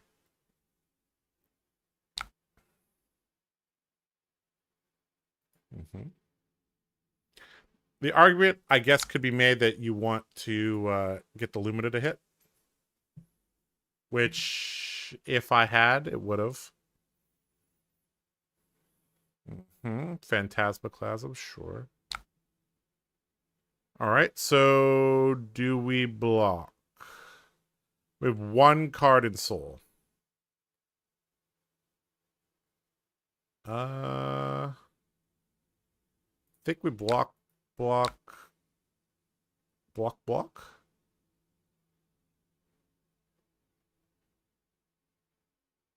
Charging the banneret doesn't... Oh, it does do something. Okay. Block.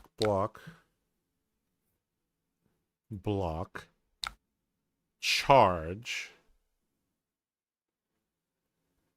Okay, there we go. That's better.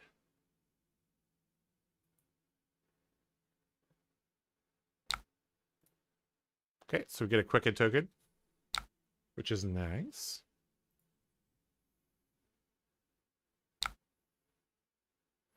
All right, they know about the Allen Skirmish in our hand, so we can just play that here.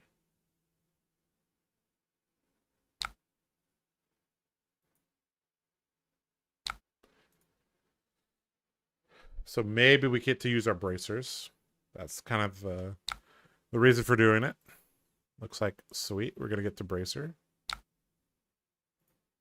And we'll hold on to the card in Arsenal again, so we have burst damage if they try to set up. This deck looks a little bit more like attack action heavy than... This deck looks like what I was talking about, that you kind of want to send some offense at them in addition to having auras.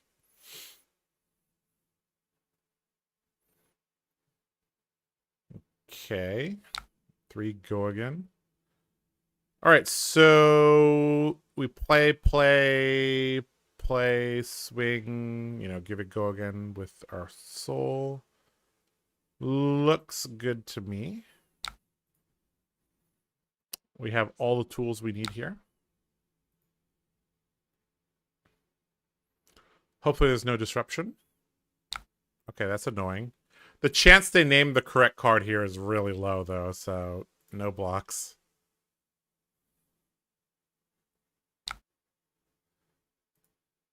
Censor, man. Censor.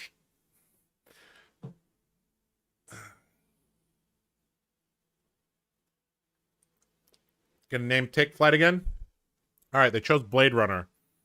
That's what I thought they were going to choose the first time. Unfortunately, they're wrong. This is not this is not a Blade Flurry turn. This is a Outland Skirmish Lumina Ascension Spellblood turn. Those are words I've never said before. This is really weird. Like, the cost curve fits into a blue, which is nice. Guys, I've never seen these things together. You guys ever saw these three icons together? That's pretty cool. Alright, I think we saved the Blade Flurry. We have to give this go again, right? It doesn't have go again.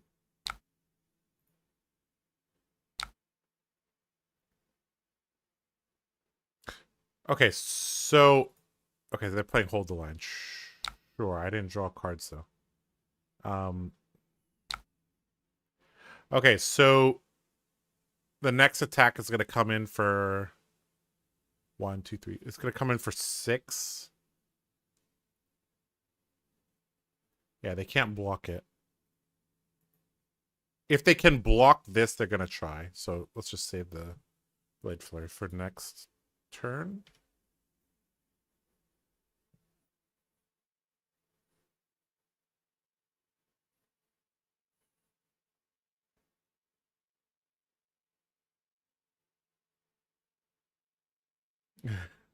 You would have bet your whole salary that it was Light Dory? Yeah, we all thought it was Light Dory. 6 turns and 3 Lumina's not bad, yeah. I mean, the deck is kind of doing its thing.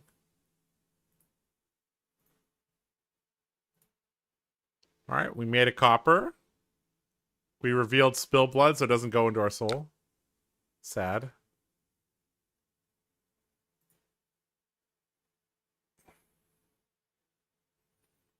Homage, gain a life, sure. Alright, take 6. Unravel aggression, sure. Take 5. Card revealed, sink below, goes to the bottom, sure. Okay, we can take flight into Hatchet. This is pretty good.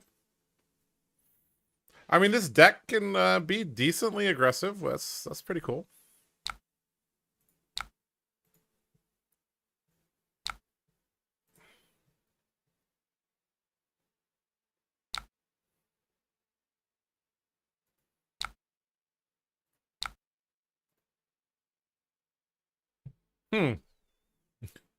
Very interesting. Very, very interesting. Oh, boy. Very interesting. Josh's Luminas always go booming on stream. Yeah, even if we're not playing Sabers.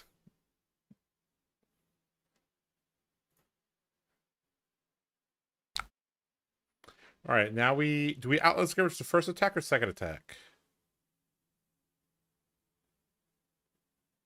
I think we do it on the second attack. We give them less information. To do it now. We have to do it now in order to give it go again. Or else we would have to preserve this, and I want to preserve the Blade Flurry for.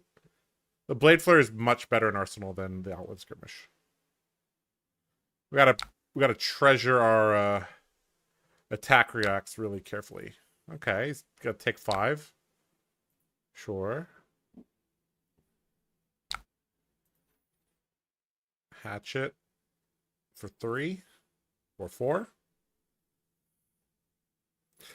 Man, I haven't said that in a long time since Monarch Limited. Attack for 3 or 4. Okay. So they blocked the Traverse, grabbed the Inner Chi. Manifestation's a Mirror Guy. Of course. Sure. Okay, so we have to make sure we can clear this. Let's see. So we basically only need our blue, our glint, and our blade flurries. We don't even need the glint. Got 2 more cards. Let's see what else is coming.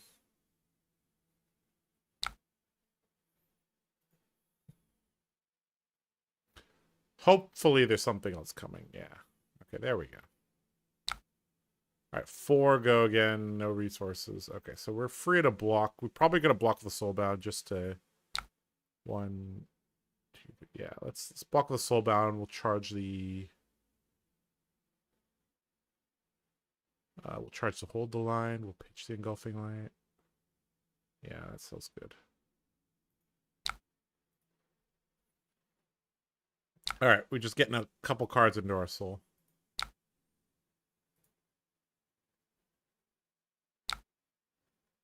All right. Very important turn that they do not draw D-React.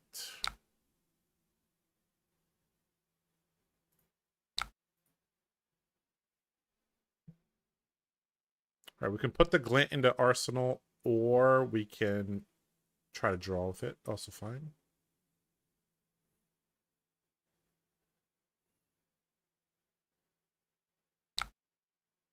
Okay, this is Ward 3. And this is Ward 4. So we really want to pop this now. He pitched to hold the line. Okay. That's interesting. Pitching to hold the line. I think we double Blade Flurry.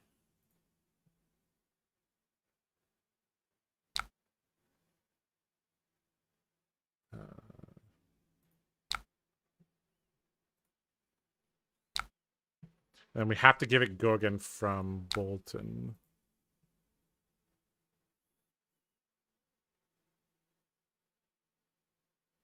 So this is going to cause the Phantasmal Footsteps to pop. Okay, Waning Vengeance is going to come in. Try to soak up some damage. Sure.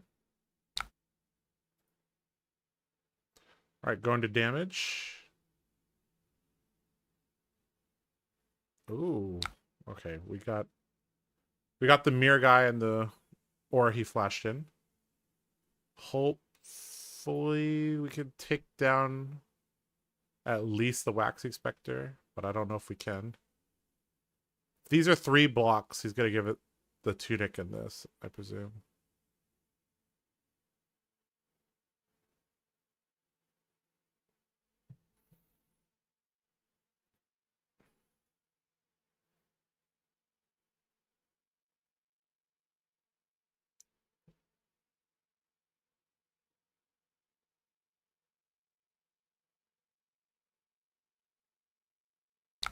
Okay, he's just going to let the Spectral Shield die. Sure.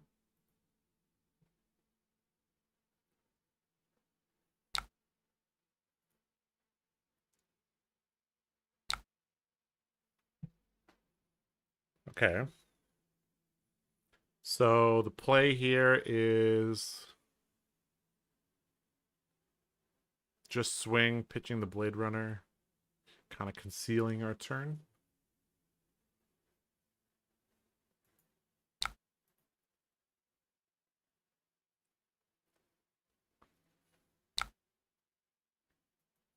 Give it go again. Okay. We can sharpen steel. And swing.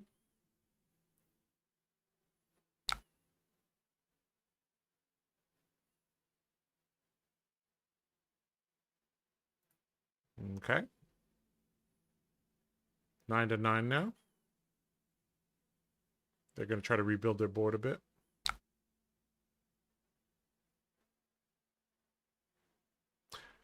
Them letting their board die and then rebuilding, letting their board die, then rebuilding does reduce the value I'm getting from my dynamos. Let's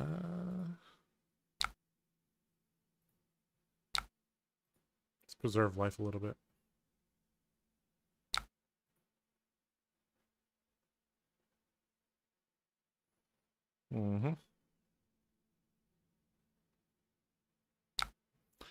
All right, so our turn is pitch, glint, attack, then Blade Runner or glint, and then attack.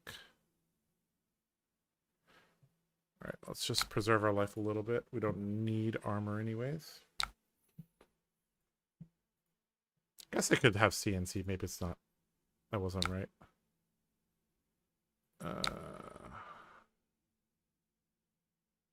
Oh, shit. I did that wrong.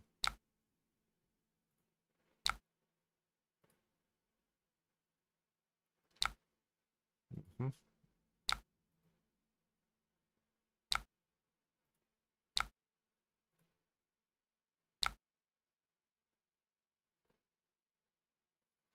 Two coming over. Okay, we can sharpen steel into swing, which is not too bad.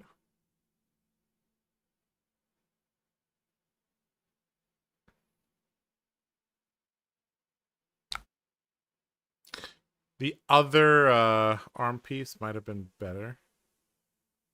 Like, I think if we had Van Brace, this might be much easier. We haven't gotten much value out of bracers, unfortunately. All right, this is coming in for 8. I mean, it's not the easiest thing in the world to stop. It's gonna go to 1, really. Okay, go to 1. Or, sorry, of course you have ward. Okay. All right, rising sun, setting moon. Resolving that. And resolving the sacred art. Oh my god, the sacred art's good. All right, arsenal that. Okay.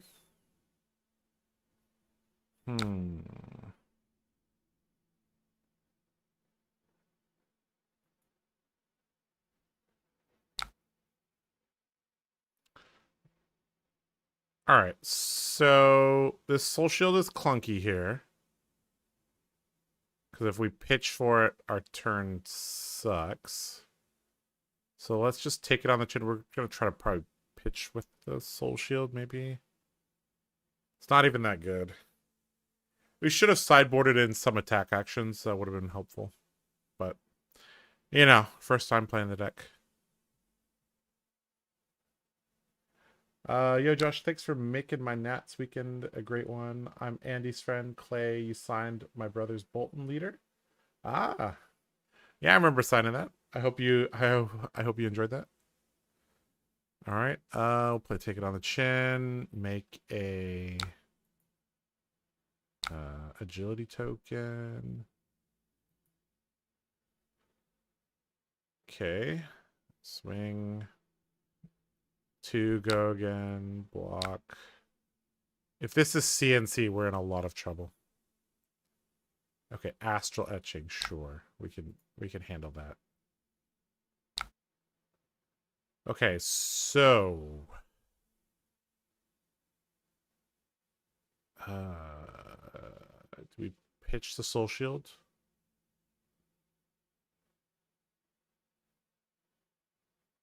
I think we pitch the soul shield. Well, I guess there's a small chance we have it in our... We don't really want it in Arsenal. I don't know if we can clear without glinting into something good. So let's just... Yeah, TLDR, let's pitch the Blade Runner. The Soul Shield is likely moving into the Arsenal. All right, let's... We have to glint for something good.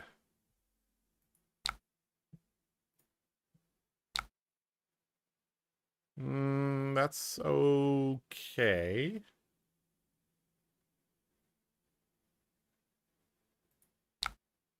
It's okay. All right. So...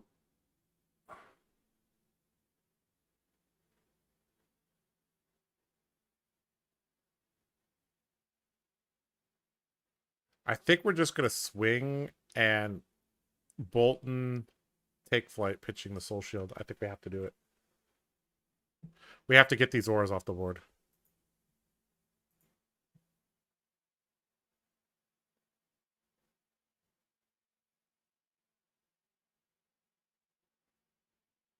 I think he's gonna try to. Oh, looks okay. Okay. We really need this to be a no block. The whole game comes down to this point.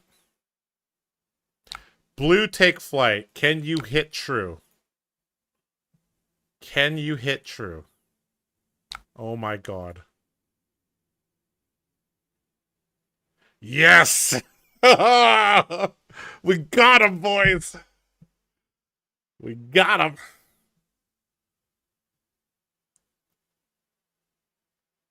Uh-oh. Uh-oh, he's just passing. We don't have anything. Oh boy, guys, we're gonna have to dig with copper. Oh no. Oh boy, guys. Uh-oh. Oh no. That's not good.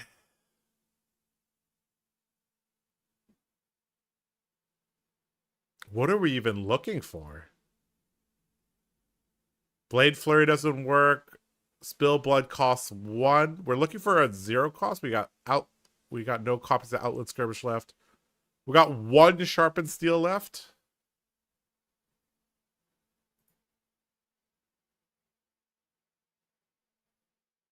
We don't even have Soul to do anything. That's the issue. Ooh, this is bad. This is very bad, guys.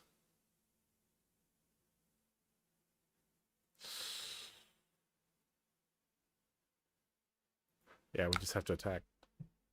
This is really, really bad, guys. We bricked at the wrong time. We bricked at the wrong time. Uh-oh.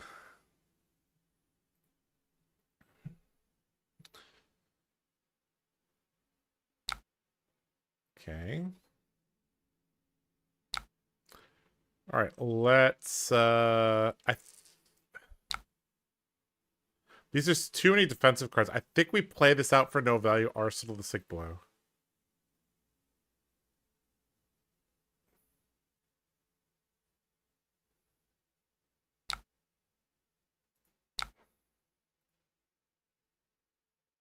Oh man, we basically if we had a Felling Swing last turn, that would have been so much better. I think we're basically out of offensive cards is the issue right now. We might actually get fatigued by Enigma. As stupid as that sounds. Okay, so this is okay. I think. Yeah, this is okay. So we can Dynamo, Sink Below. Yeah, we're okay. And then we can basically use the... Oh, we don't have Go Again. Oh, no. Okay, so we need to block with the Soul Shield to get Go Again. Okay, let's do that. It's not the greatest. At least their turn was not that great either.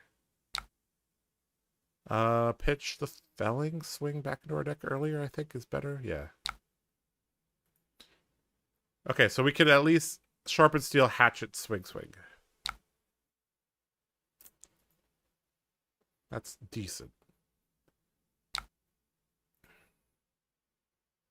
Do we have any Spill Blood left? We have 1. Oh, God. Draw again? Nah, if we drew again, I think we... I don't know. It's close. It's close.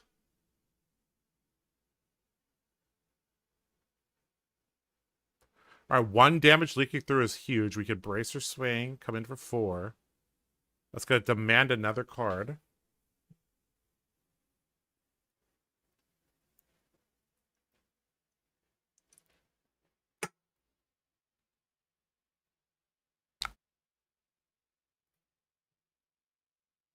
Okay, taking 1.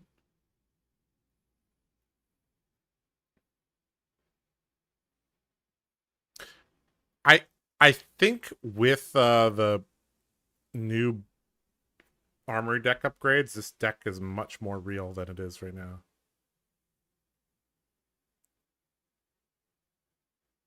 But it's pretty cool. It's pretty cool. Is he thinking about grains that tip the scales on my attack? What is he thinking of? I need to catch him on a hand with not with like with like a couple chi cards. That's the win con here.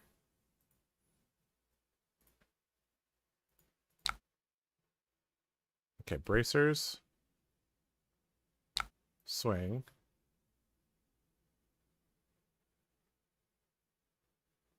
It's gonna go to 2. Okay, go to 2.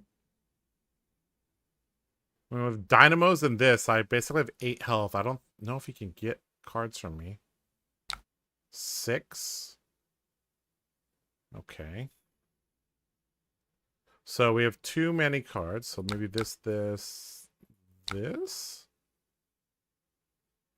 And we pitch the hit and run. And we use these. Yeah.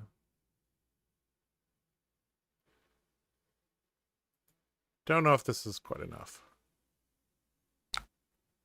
Okay, no Astral. He didn't even have mana for Astral.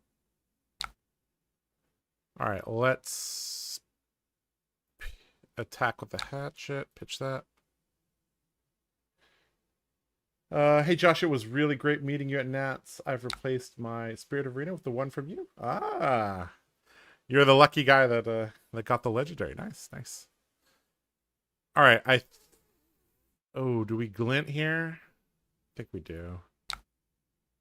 Maybe we draw Felling Swing or... Okay, this is okay. No, it's not okay. We didn't draw... Oh, okay, hold on. Let's think. Oh. We're like 1 or 2 souls short from being like crazy. I think we have to play this now for damage.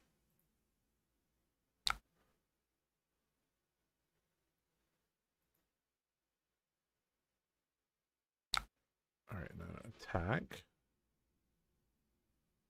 So this is dealing 4 because he's preventing 1. Okay, he's gonna drop to 1. Gonna lose the Rage Spectre, really? Okay, maybe these 2 cards don't block.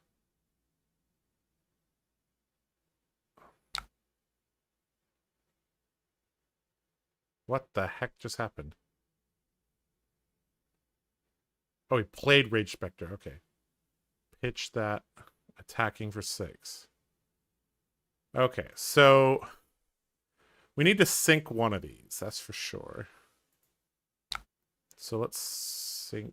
guess the Express Lightning.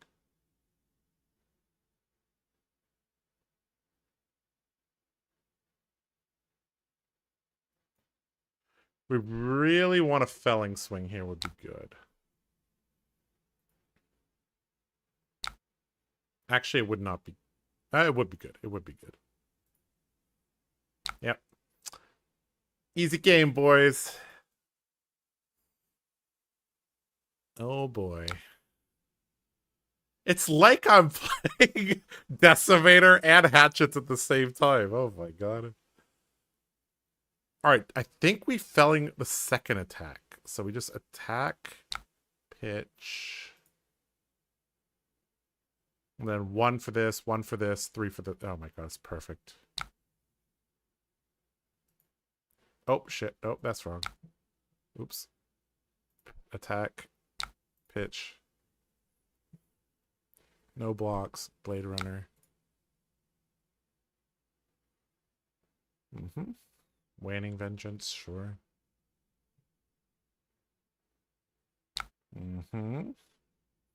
Okay, so these will be destroyed. They'll stay at 2.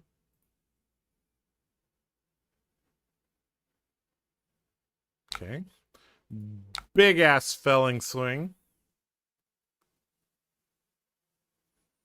All right.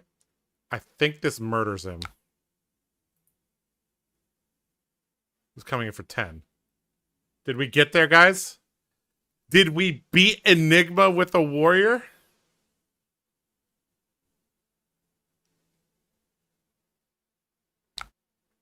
Oh my god. Did we do it? Unravel aggression.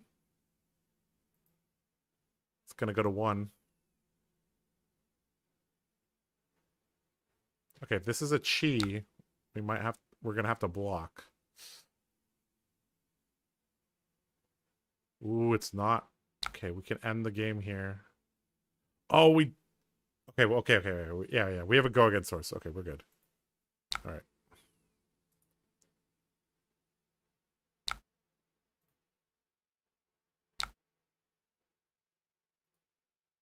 The third spill blood. I think this gets him. I think. Got any... he still has inner chi up the wazoo, so... Plus some instant speed auras. Maybe. This is really, really, really weird.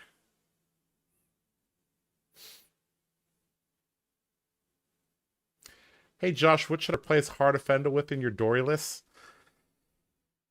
You could try Eye of Ophidia. I think that's pretty good. Yeah, I'd replace Heart with Eye, in my opinion. Is this my list from Nats, or did you build a version yourself? This is your list. I was talking a little bit about how it's going to be quite good with the Armory deck. I have a lot of questions for you. Oh man, Restless Coalescence. Okay. Okay, so he's not gonna die unless this is double chi. If this is double chi, he's dead. Okay, unravel aggression again. Oh boy. Okay. Okay, arsenal this. God, why won't you just die? Stupid Enigma. Okay, so what they're gonna do is they're gonna remove the shield in the resolution step. So I got a block, and I got a block with my boots. Okay, so... I mean, do we just sync for a better card? Is that the way to do it? I think we try. See if we can... We should know our pitch deck, but I haven't been paying enough attention to it.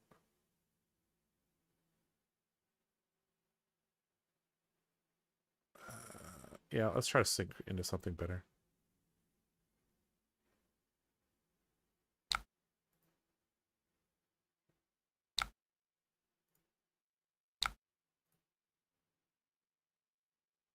Okay, that is not something better. It's fine in Arsenal, I guess. Okay, so resolution step gonna remove a -1 counter. And attack.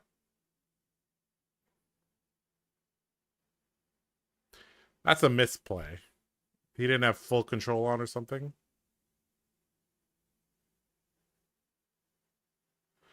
Alright, let's dig with copper.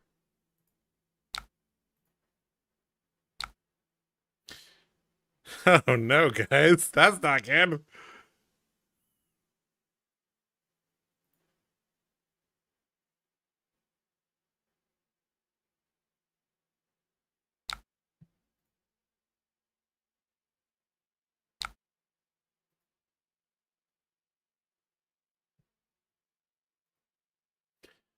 I think we're dead. Oh no. No. Give this go again. I clicked too many times there.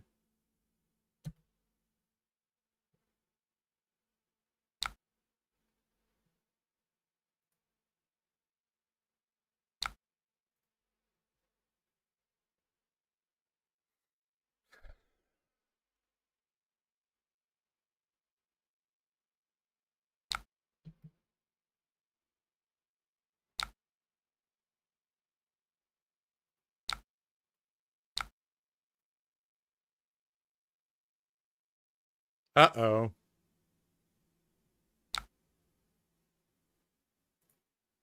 Okay, that's not that bad.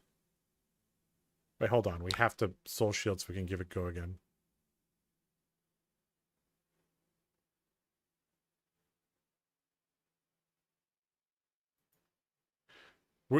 If we had the new cards from the armory deck, we would have plenty of soul. Or if we actually played these soul shields at the middle of the game, would also be good too. Okay, so now we can felling swing, swing, swing.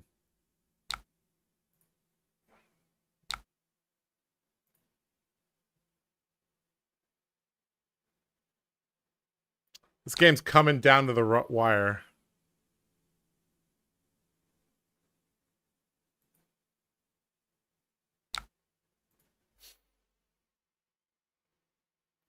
Oh, cool. I'm shocked you're able to best Enigma this list. It feels so hard. I'm trying my best. I don't know if I'm doing it right. One thing I found that helped was playing Halo in the matchup instead just for Soul. Okay. Yeah, I used Warband once on a bricky hand, so that was good. Yeah, I'll ask you some questions after this match. Okay, so this should get the mirror guy.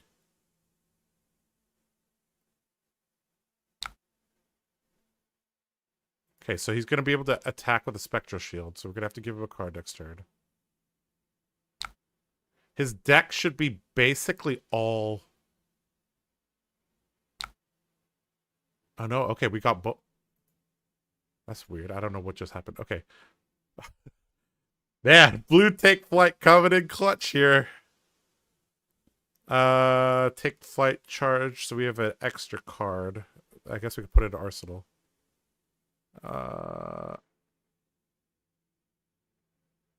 Wait, we can't give the hatchet go again. So I think we take flight and then we attack with Express Lightning, hope he blocks with an attack action. Could also dig with the copper. I think this is fine. So let's pitch that, charge this.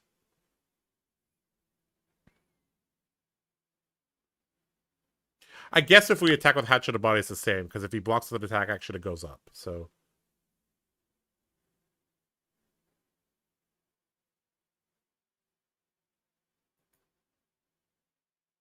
yeah, and then we could put the Express Lightning in Arsenal.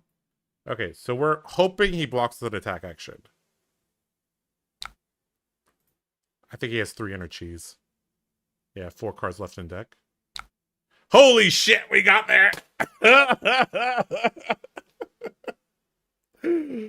Oh my god, we got there. Not an easy game, guys. Not an easy game. Oh my goodness. Holy crap. Yeah, it's... Yeah. Yeah, good game, good game, good game, good game. GG. Holy crap. Okay. Huh.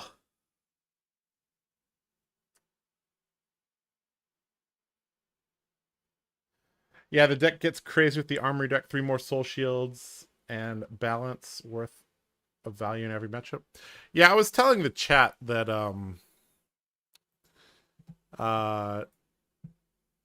the saving grace turns Soulbound Resolve into something really ridiculous, because you get the 2 block on the temper, you get the 1 block on the temper, and then you get 7 instances of charging and preventing a damage. So you get the 2 times from the Soulbound Resolve, 3 from Saving Grace, 1 from Warpath, 1 from Helm. So this becomes 10 value, which is pretty good. Yeah. Pretty nuts. Pretty nuts. What do we still have left in our deck? I mean, sometimes you gotta grind with blues, I guess. Yeah.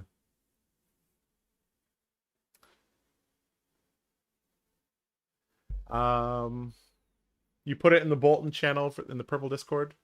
Yeah, somebody DM'd me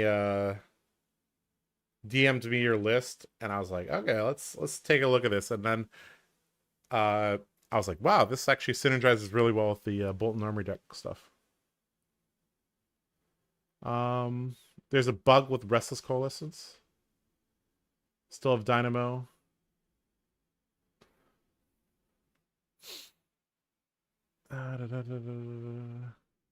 Could you have paid for Bracer there? I don't know which turn you're talking about.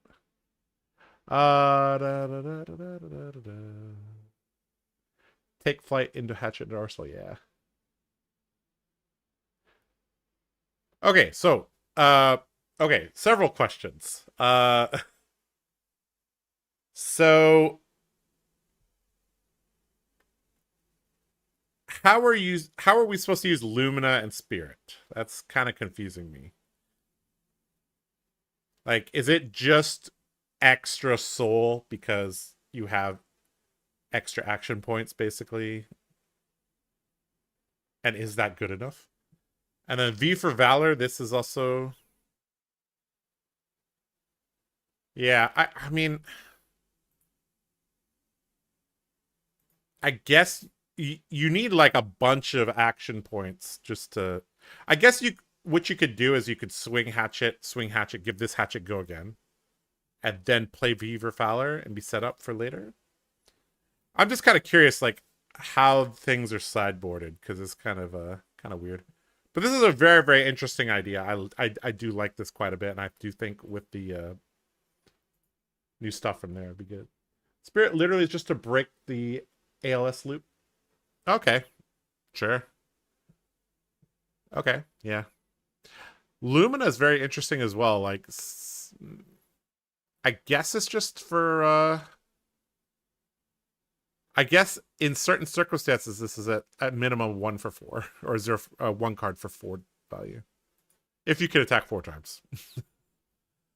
You might get a soul or 2 depending on the situation. Yeah,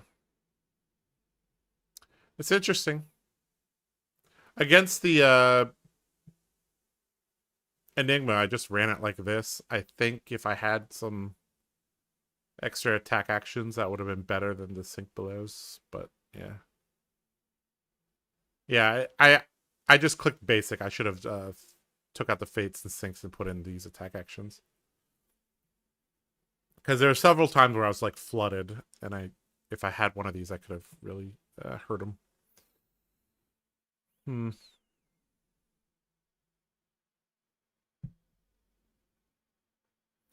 Luminous for fatigue matchups. The setup is for V for Valor plus 2 soul and 5 resources. Okay, so you have enough soul. You draw a hand with at least 5 resources, which is very likely given this spread. The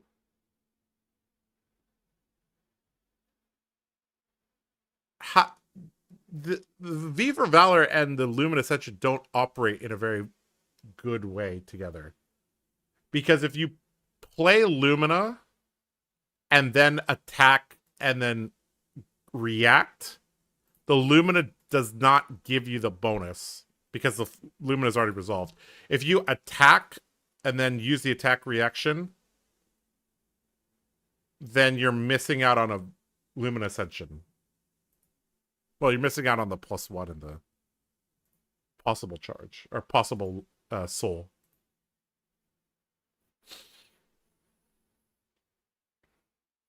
Yeah, the sideboard on the deck was scuffed. It's been a while since I looked at it. It's a yellow sharpened steel with an on hit, so you just play it into Azelia decks that don't like blocking. Fair.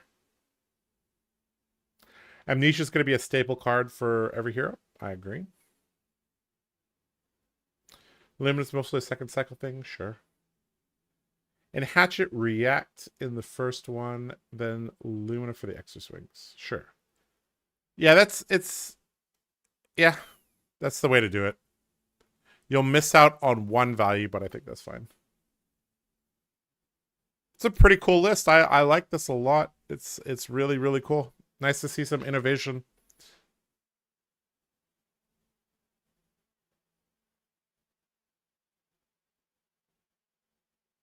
It's actually really, really cool.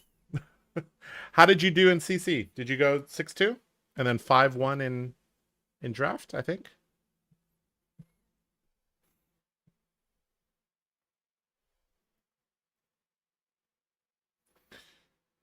All right. Well, guys, that was a pretty fun that was a pretty fun game. I'm not gonna lie, I did enjoy that game. All right, so we went through a lot of different things today. We talked about what did we talk about today? We talked about the metagame. We looked at the metagame breakdown from the US Nats, the calling, and the battle hardened. We talked about Zen, Enigma, and Azelia and how they interact. Talked about some of the key cards that Warrior could use to get some on hits.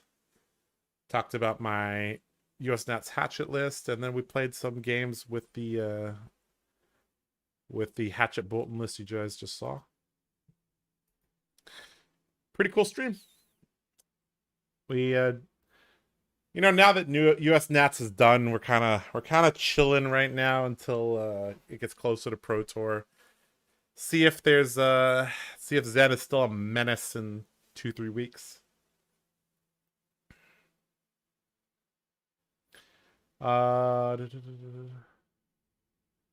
Also works with Take Flight and the hat. It's basically just a second cycle thing. You're talking about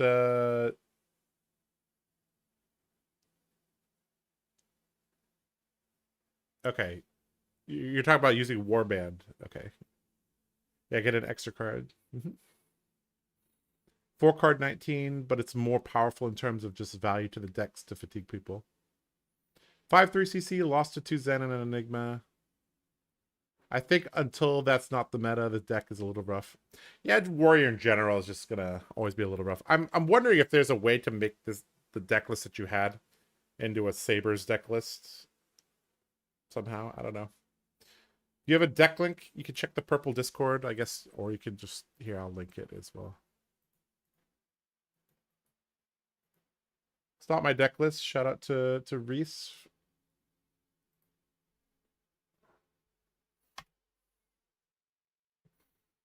Oh, also the coolest thing about V for Val is it works on CNC. Oh yeah.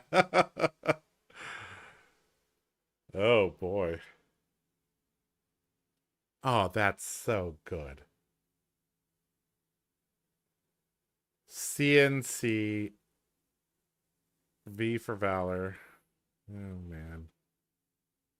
That's a little face up though, right? Eventually they can figure out what's going on, right?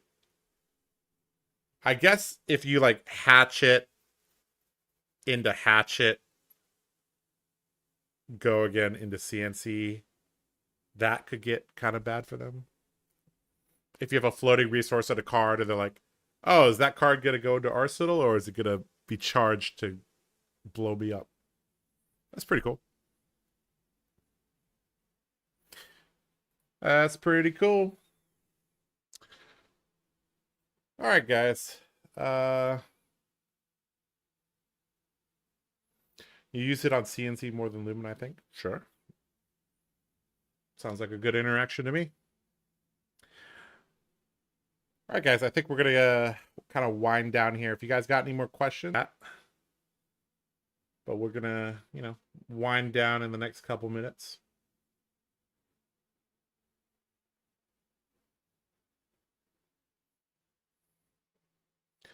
The line is just CNC hold a card, and they either block 10 or lose the arsenal.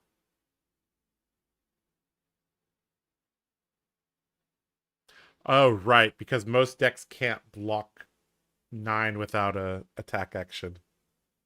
Ah. Right. V for Valor is not +3, it's +4. That's pretty good. That is pretty good. That's a card I found really clunky a lot of the times, but that sounds like one of the best applications of this. Pretty cool. All right, guys.